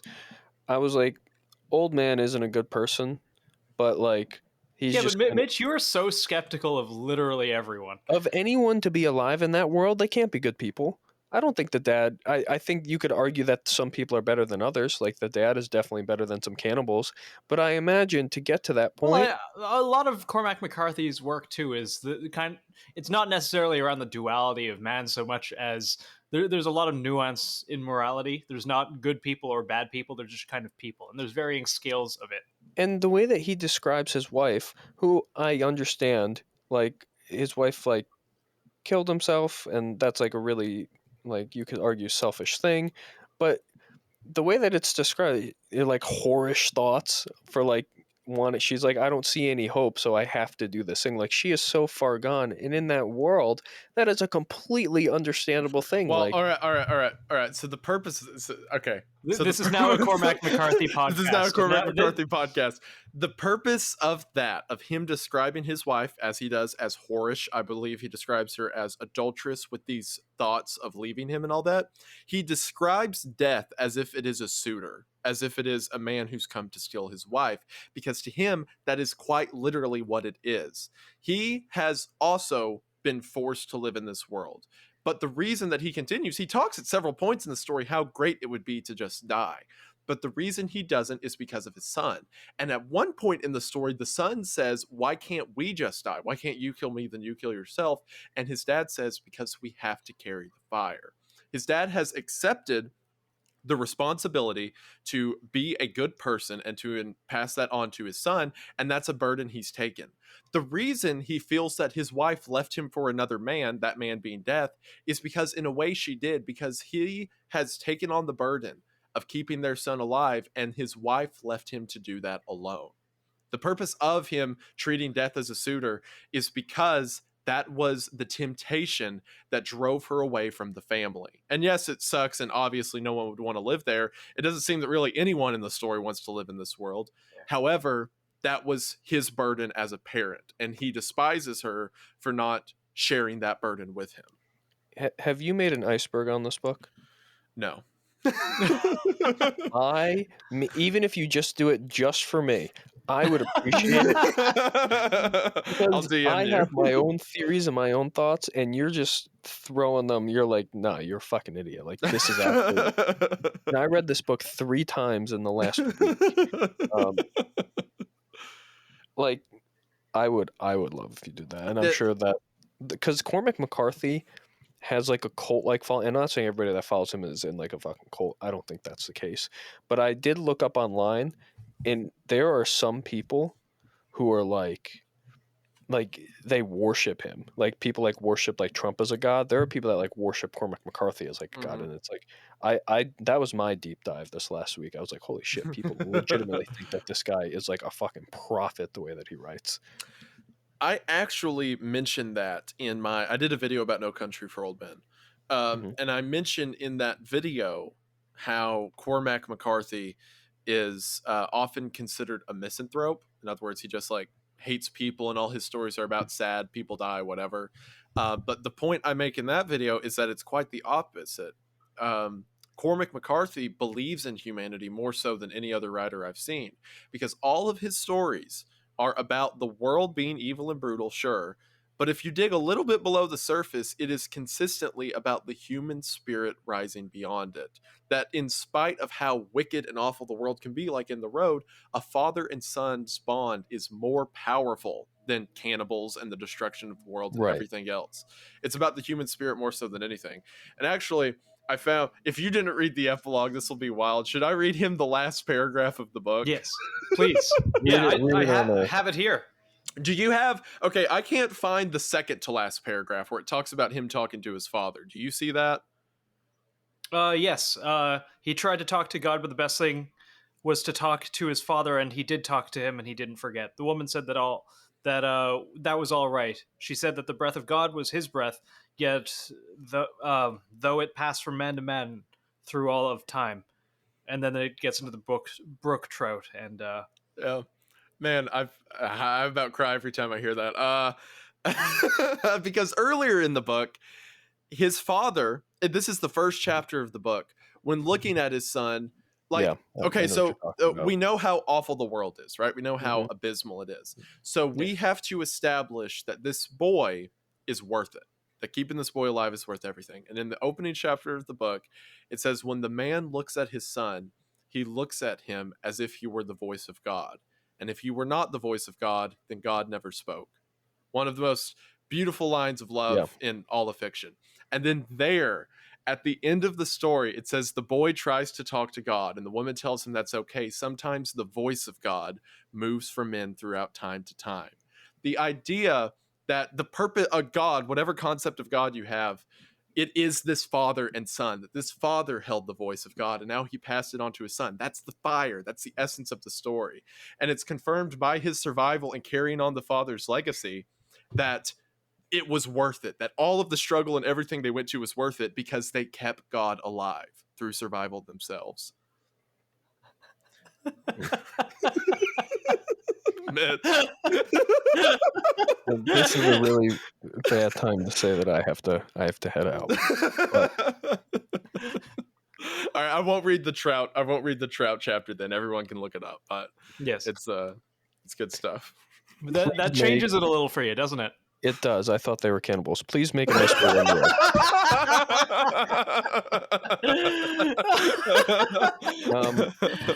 I'm the host, Nathan. You're gonna have to make a new thing.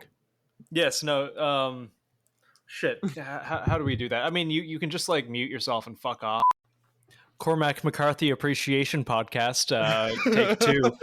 I will always be a part of that. I will always be a part of that.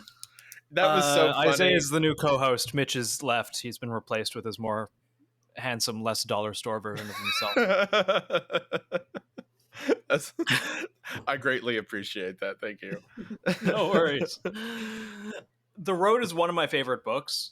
I have never deep dived an analysis of it like that, and I haven't read it in years. I haven't, and I'm going to have to again. There's a lot of nuance in that ending, which actually I will admit, I didn't think they were cannibals, but it was lost on me, and I'm going to have to read it again with that in mind.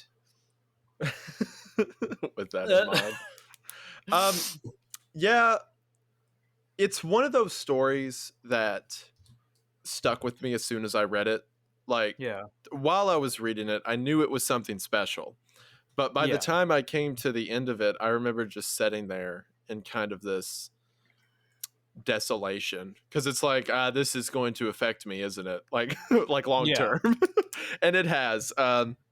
it's reshaped a lot of the way I view quote unquote depressive media, or like things that have to do with it, because it's using the environment not just to be shocking, but to highlight the importance of humanity and the importance of this relationship, in a way I've never really forgotten.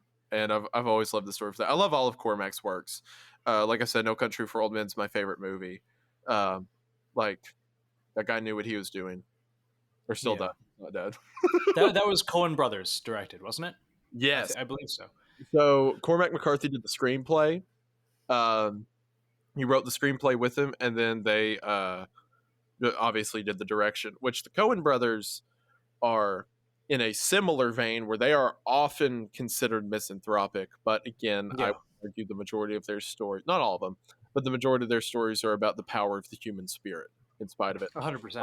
When you think about any tale, like the old epics of the Greek gods, and like our legends and fables of mighty warriors, it is always set in stark contrast to the world around them. There's very few stories where it's like everything was perfect and this guy was also good.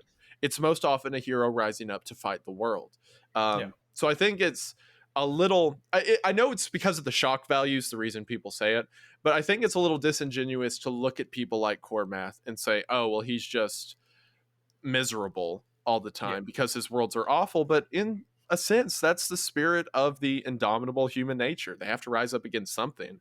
So if the world's perfect, what's the purpose of a hero story? Yeah, good narratives are driven by conflict. That's how it's always been. Yeah. And honestly, like, we as a society are so used to the most depressing and brutal depictions in media that to establish a brutal world, you've got to go pretty hard. Absolutely. Because like you don't really have to look much further than cable news. Yeah. Unironically, like no one. I remember when Red Dawn came out, that was like wild to people, right? Yeah. I mean, obviously there were people who weren't necessarily scared by it, but it's like, wow, we could be invaded any second. That's crazy. But that's just like a Tuesday movie for us at this point. That's just so standard. So if you're going to set, evil humanity in contrast to good humanity, you got to eat a baby. And the worst thing too is it's not overly unrealistic with things that have happened. It seems so shocking to us, but throughout history, brutality is commonplace. It always has been.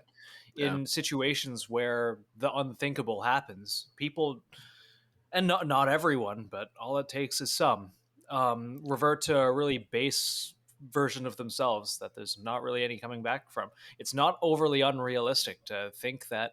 I mean, I'll use a good example, and this is kind of lazy and very indicative of my generation. I really, really liked The Last of Us. The PlayStation 3 game, well, 4, and I guess they're remaking it for 5. I thought it was very well written, and not really comparable to The Road in terms of its narrative, but so The Last of Us has been, I love the first game. Yes. I'm not even going to mention the second game. Last of Us Part 2 has been a tribulation for me, because it happened, and I was There's upset. no taking it back now. It's out there. Correct. Yeah, it's a thing that happened. The more I think about it, the more I don't know what a second game would like. I have ideas for how a second game could go. Yeah. But in concept, like if you were just to take an IP and say that, what if we did a dark, gritty sequel about a character journeying out across the land to get revenge on a character from the first one, blah, blah, blah. In a way, there's several series that have done it right. Look at the Logan movie, right? That was desolate, depressing tale of the future. However, Logan was fantastic. Exactly. But I think the reason The Last of Us Part 2 failed, the reason it's been like a conflict for me isn't because I like it. It's because I'm so interested in why it was bad. And I think a lot of that was because it had the bones of a story, but it didn't know what made the story good. It's almost like an AI putting together a script of revenge, right? It doesn't know how to make the parts fit the right way. Because Go ahead. It's indicative of, I've always found mediocre games, or games that are good in every regard except for the writing, games that should be good but aren't, are infinitely more frustrating to me. And this applies to movies as well. Yeah. And or books or anything.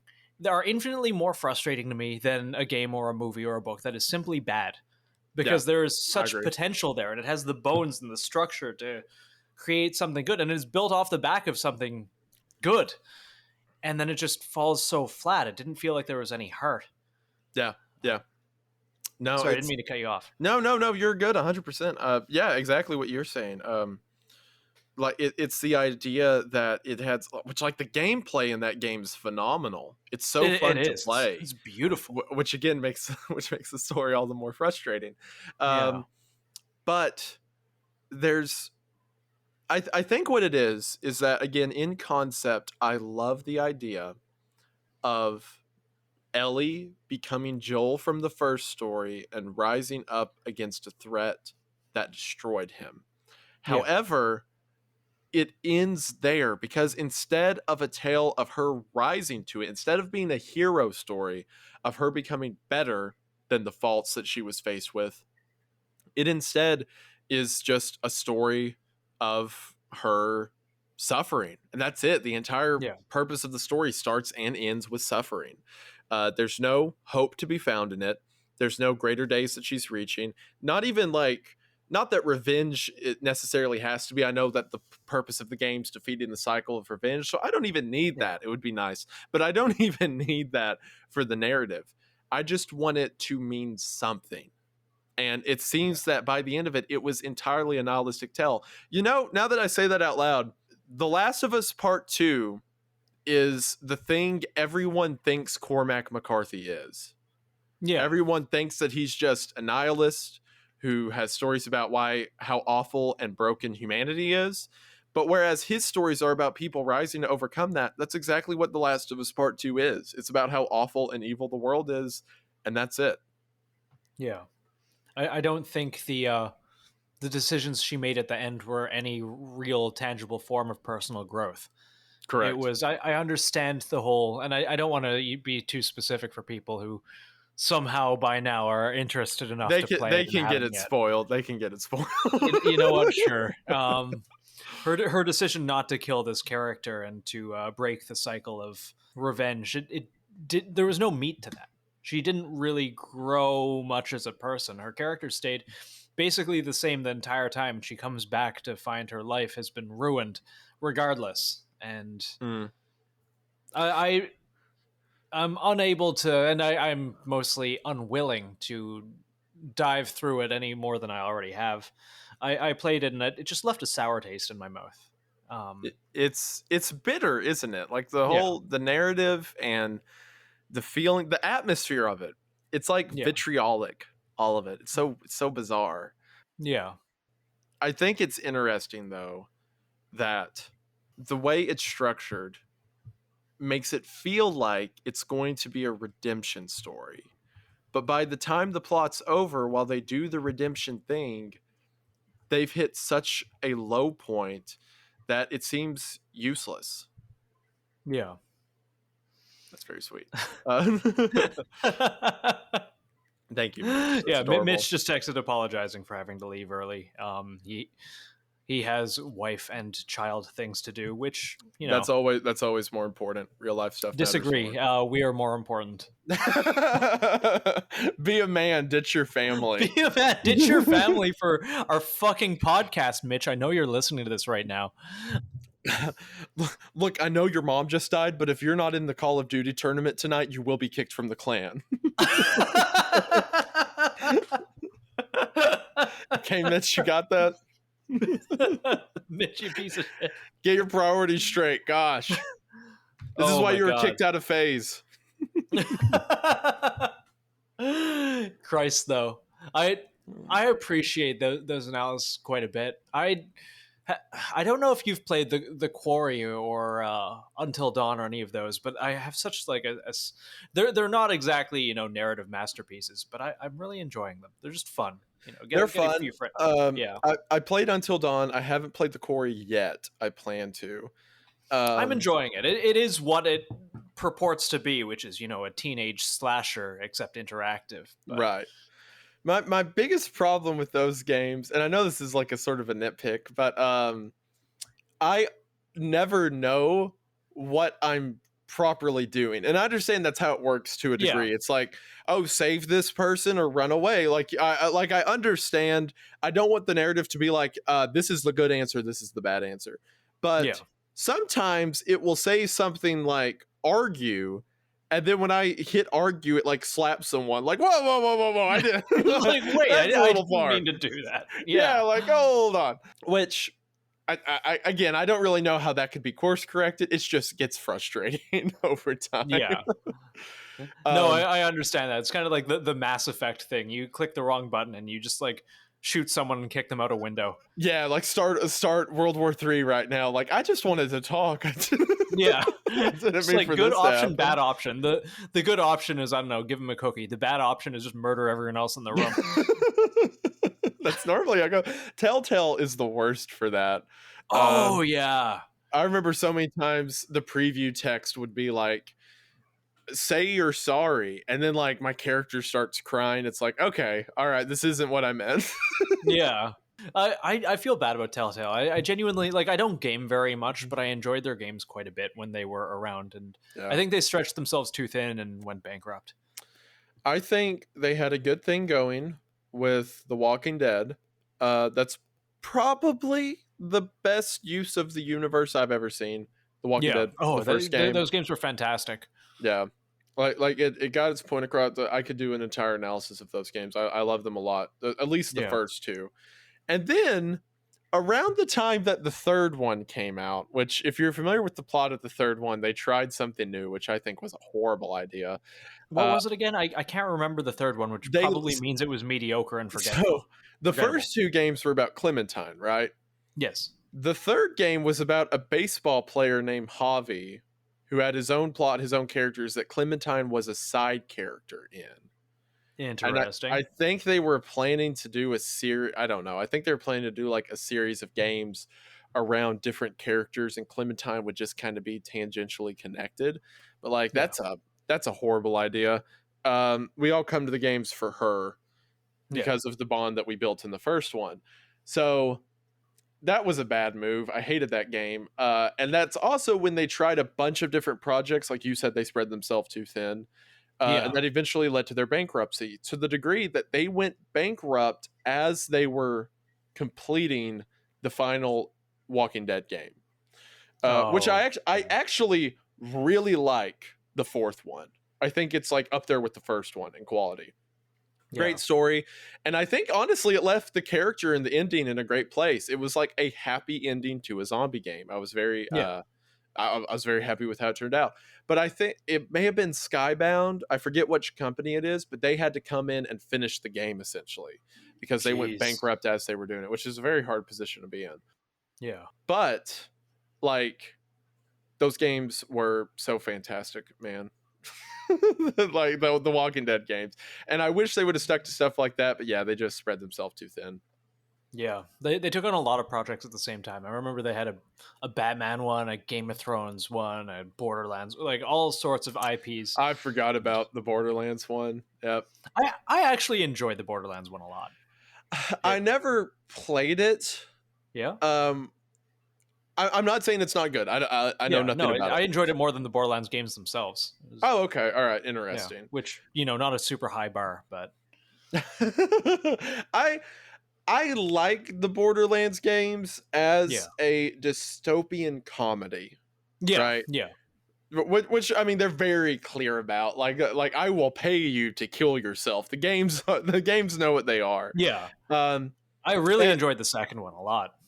Yeah, Borderlands 2 is a lot of fun. I like that game a lot. I even liked a bunch of people hated the pre-sequel. I kind of liked it. I liked the pre-sequel. Like it was pretty clear that it was made quickly, but I liked it.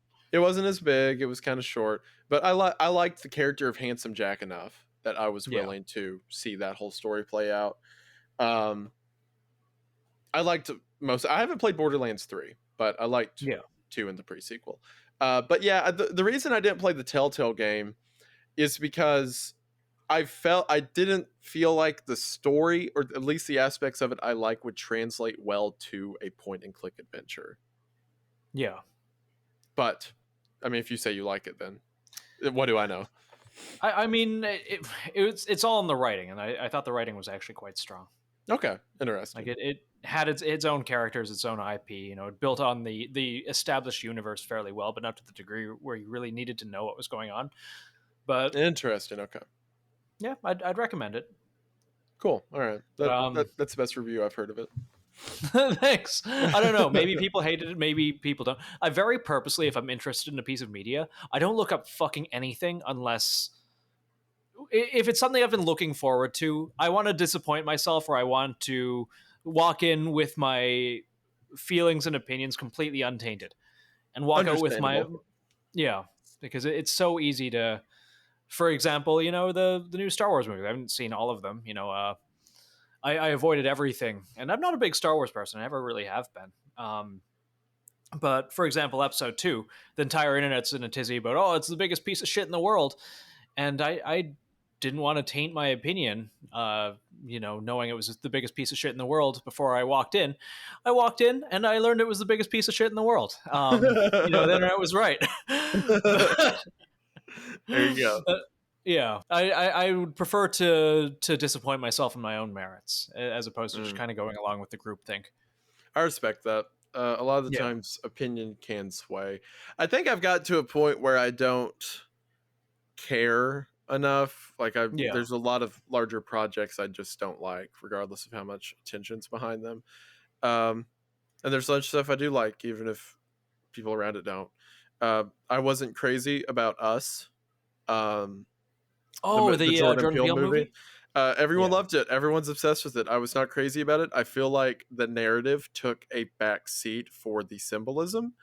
I can see that. I still thought it was good, but that's just a movie that everyone freaked out about that I'm a little mixed on. But yeah, I think I've gotten to a point where I can pretty well separate public opinion from my own, for the most part, at least. Yeah. I also agree that like the new Star Wars movies are awful, but that's just just a fact. That's not fuck, an opinion. Like it's like they make me look back at the prequels fondly. I grew up with the prequels, so they've always had a nostalgic place for me. I do understand that they're objectively bad movies. Yeah. Like that. I get it. I know they're bad, but I like them. Kind of like no, honestly, same. No, I won't say they're like quite like Fast and Furious movies, but kind of like Call of Duties. Kind of like Call of Duties, right? Like, I understand that Call of Duty's multiplayers are campy and gamey and like pretty dumb minded. Like, you don't have to think a lot to play it, but at the same time, I have fun goofing around in like those maps. And same, you know what you're going to get within like a standard deviation. Correct, yeah. And I do think that like the end of the prequels, like I've always, since I first saw it, I've always maintained that while the dialogue's not the best, the emotions between like Hayden Christensen and Ewan McGregor are good in at the end of the prequels. And like their battle on Mustafar, I've always loved that scene, campy or otherwise. Yeah. That being said, there's some really dumb moments in that movie as well. But for the most part, she died of a broken heart. Like that. Things like that happen pretty frequently. Leia in the original movie saying she remembers growing up with her mother, and then her mother dies seconds after giving birth to her. Just stuff like I get it. I know they're objectively bad, but they're my bad. It's my thing. Yeah. No, I know he's a bad dog, but he's my dog. But yeah, I feel like we never actually got into it, and it's a question that you don't necessarily have to answer. You answered it off the air, but where did Wendigoon come from? So yeah, I grew up with the stories of the Wendigo. My grandfather always told them to me growing up. He told me about the legends of the woods, and he had always taught the Wendigo to me. It's not like necessarily something to be feared, just kind of a warden or a protector within the woods. And that's something that always stuck in my mind growing up. So as I got older, I always loved those legends. And then I got into the gun stuff a lot. I got into shooting at night. everything related to that. And Yeah. general- Somehow we just passed over all of that and We just really ended up talking did, about didn't we? Cormac McCarthy for like 40 minutes. I don't regret it. I have a gift for derailing podcast. Oh, Like, dude, every podcast I'm on has nothing to do with what they originally intended. It's my that's skill. why we walk in with no intention. Perfect. Fantastic. But yes, I am. For those that don't know, I am very much so into the gun stuff. I do night vision shooting, training, other redacted activities. But that, like, as most of us know, goon is a word that's often associated with that. So I'm like, all right, how can I combine like my love of creepy supernatural stuff and my love of, again, redacted and nefarious activities? So Wendigo and goon. So I just combined the two and made Wendigoon, which is why my logo is a deer skull with night vision on. I fucking love that. Yeah, we got a lot of messages about bringing you on it, and like I'd been followed you for a little while before. I think I told you this. For anyone listening, we set to record a couple days ago, but we ended up just like having a 2.5 hour conversation about bullshit, not recording a fucking word, which was great. It was wonderful. It was a good time. Yeah, that you'll never get to hear. Sorry, that guys. You'll never get to hear. That I was way too glowy about some parts of it. But that's fine. It is what it is. I like the gun stuff a lot. Which it is funny that we talked about all of that off the podcast. Yeah, and then we finally got podcast. Absolutely nothing to do with it. It's great. It's fine. It's fantastic. Yeah. Am I allowed to say you own a fucking belt fed? Do I have to cut that? Yeah, you could say... No, you're good. You can say that, yeah. You own a fucking belt fed? I plan to own more. My current endeavor is transferables. Ah, yes. So I'm looking into a bunch of stuff like that. I've ran a lot of them. I've shot MG3s, stuff like that. I've played with an M60, haven't got to shoot it. There's a few I'm looking at, but squad automatic weapons are useful in most redacted applications, but also they're just cool. They're neat. They're just fucking cool. They're really cool. Yeah. Especially when you actually own one. As a side note, totally unrelated, one of my best friends is indigenous, and he very much is, spiritual and, superstitious, I think is a better word. And I think he had an experience, or I heard of an experience a little while ago, and he does not go into the woods. He calls it his Wendigo repellent. He has a Caltech KSG that he just loads with slugs. Wendigo repellent, that's great. It's just fucking, like, I think one tube is buckshot, one tube is slugs, and he just, it's for the Wendigos. That's really funny. I respect it. Yeah. Oh, man. Like, you want to be dead or deader? Those are the two options. No, that is funny. I get told a lot that, so my grandfather was native, which is where he knew all those legends from. And as I started using the name online, people are like, that if you use the name, you summon it. It's like, well, I'm dead. Yeah. I guess you're fucked. I guess, like, the amount of times Wendigo has been said on this podcast, Wendigo. Yeah. I've got a really good friend who's Navajo, and they have similar traditions when it comes to skinwalkers, and like you're not supposed to mention them, you're not supposed to bring them up.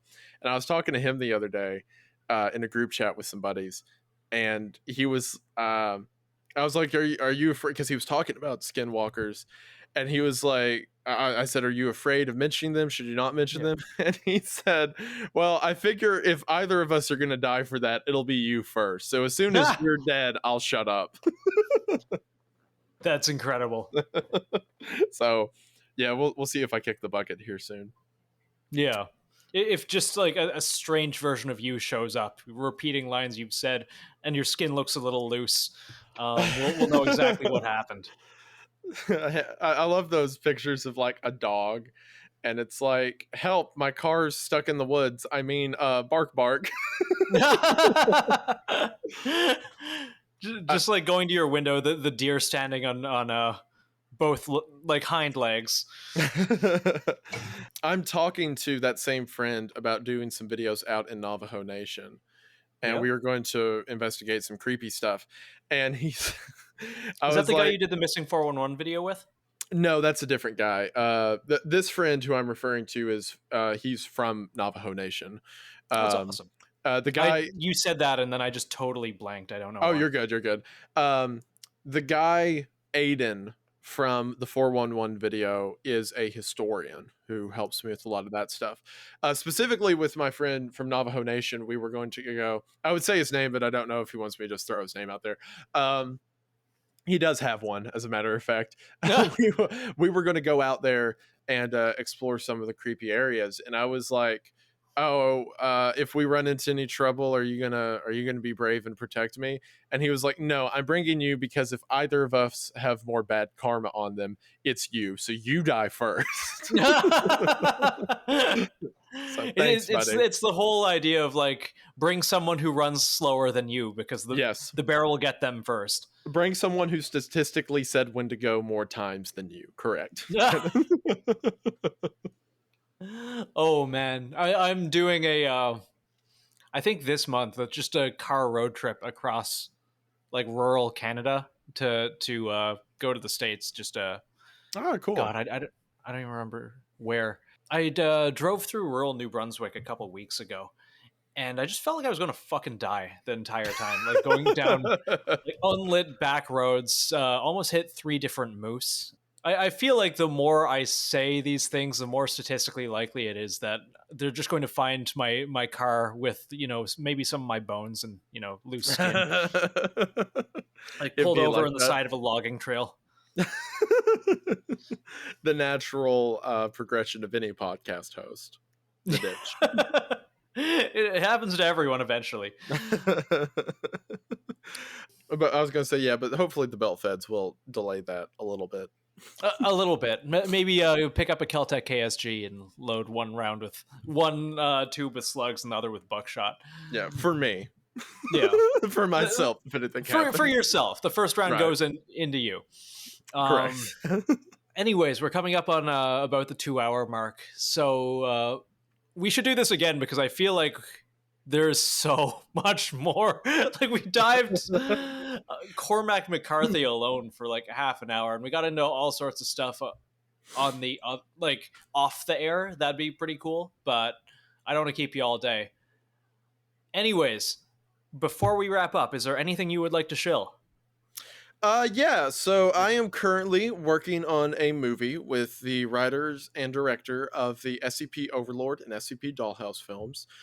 This movie is set within the Stalker universe and called Shadow of the Zone.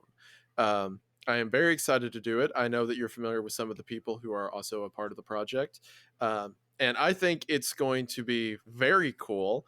Like I said, I do a lot of the goon activities, even though we discuss literature more so. But hey, that proves that I enjoy screenwriting, which is what I did for this film. So yes, look at that. We'll talk look more at goon that. It stuff was next relevant. time, I think. Exactly. Yeah. But as someone who both likes the writing side of it and the goon side of it, I can guarantee you this movie's going to be cool. So that is what I'm working on now. Check it out on Kickstarter at Shadow of the Zone, or I've mentioned it a bunch on the YouTube channel if you want to see it there.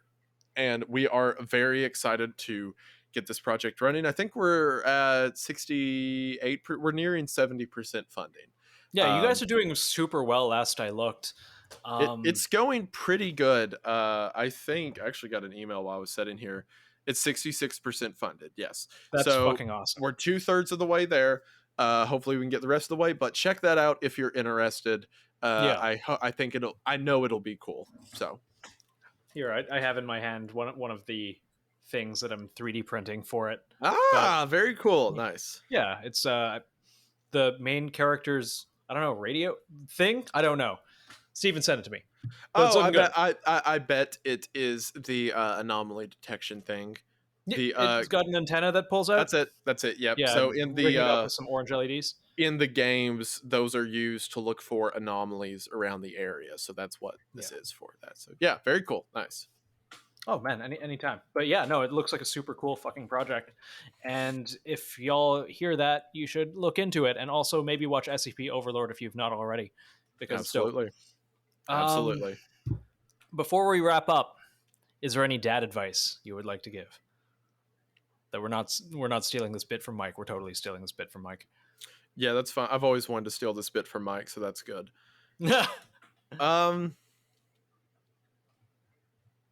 When it comes to money and money investments, a lot of people will encourage you to buy money during times when buy money. Will encourage you to buy things and assets whenever the economy is doing well, and then save your money when it's doing bad. But you actually want to do the opposite, because what happens whenever the economy dips, or whenever we hit a time of inflation where money becomes more scarce, so to speak, companies will have to lower the value of their assets in order to get them sold. Because during times when everyone's buying something, it doesn't matter what the interest rates are, it doesn't matter how much they're charging, people are buying them up because they can. Whereas when the economy's going bad, people are less likely to buy things, so businesses have to lower their prices. So if while the money's good, you continue to store it, for one, that will amount to more money to you in the long run, and then you will have the moment of opportunity to buy things when the prices drop. So counter economics: when everyone's buying something, don't buy, and whenever they are not buying something, that's the time to look for deals. So think backwards, think against the flow, and you'll profit from it in the long run. Financial responsibility, folks. You heard it here first from Wendigoon. Buy low, sell high. There you go. Buy in the dip. Actually super good advice. It's some of the best advice I think we've had, next to, I guess, don't say the word Wendigo while you're in the woods. Right, yeah, that too. Oops. Yeah. Anyways, thanks, man. We will do this again. Absolutely. Looking forward to it. Thank you for having me. Oh, man, anytime. Okay, bye.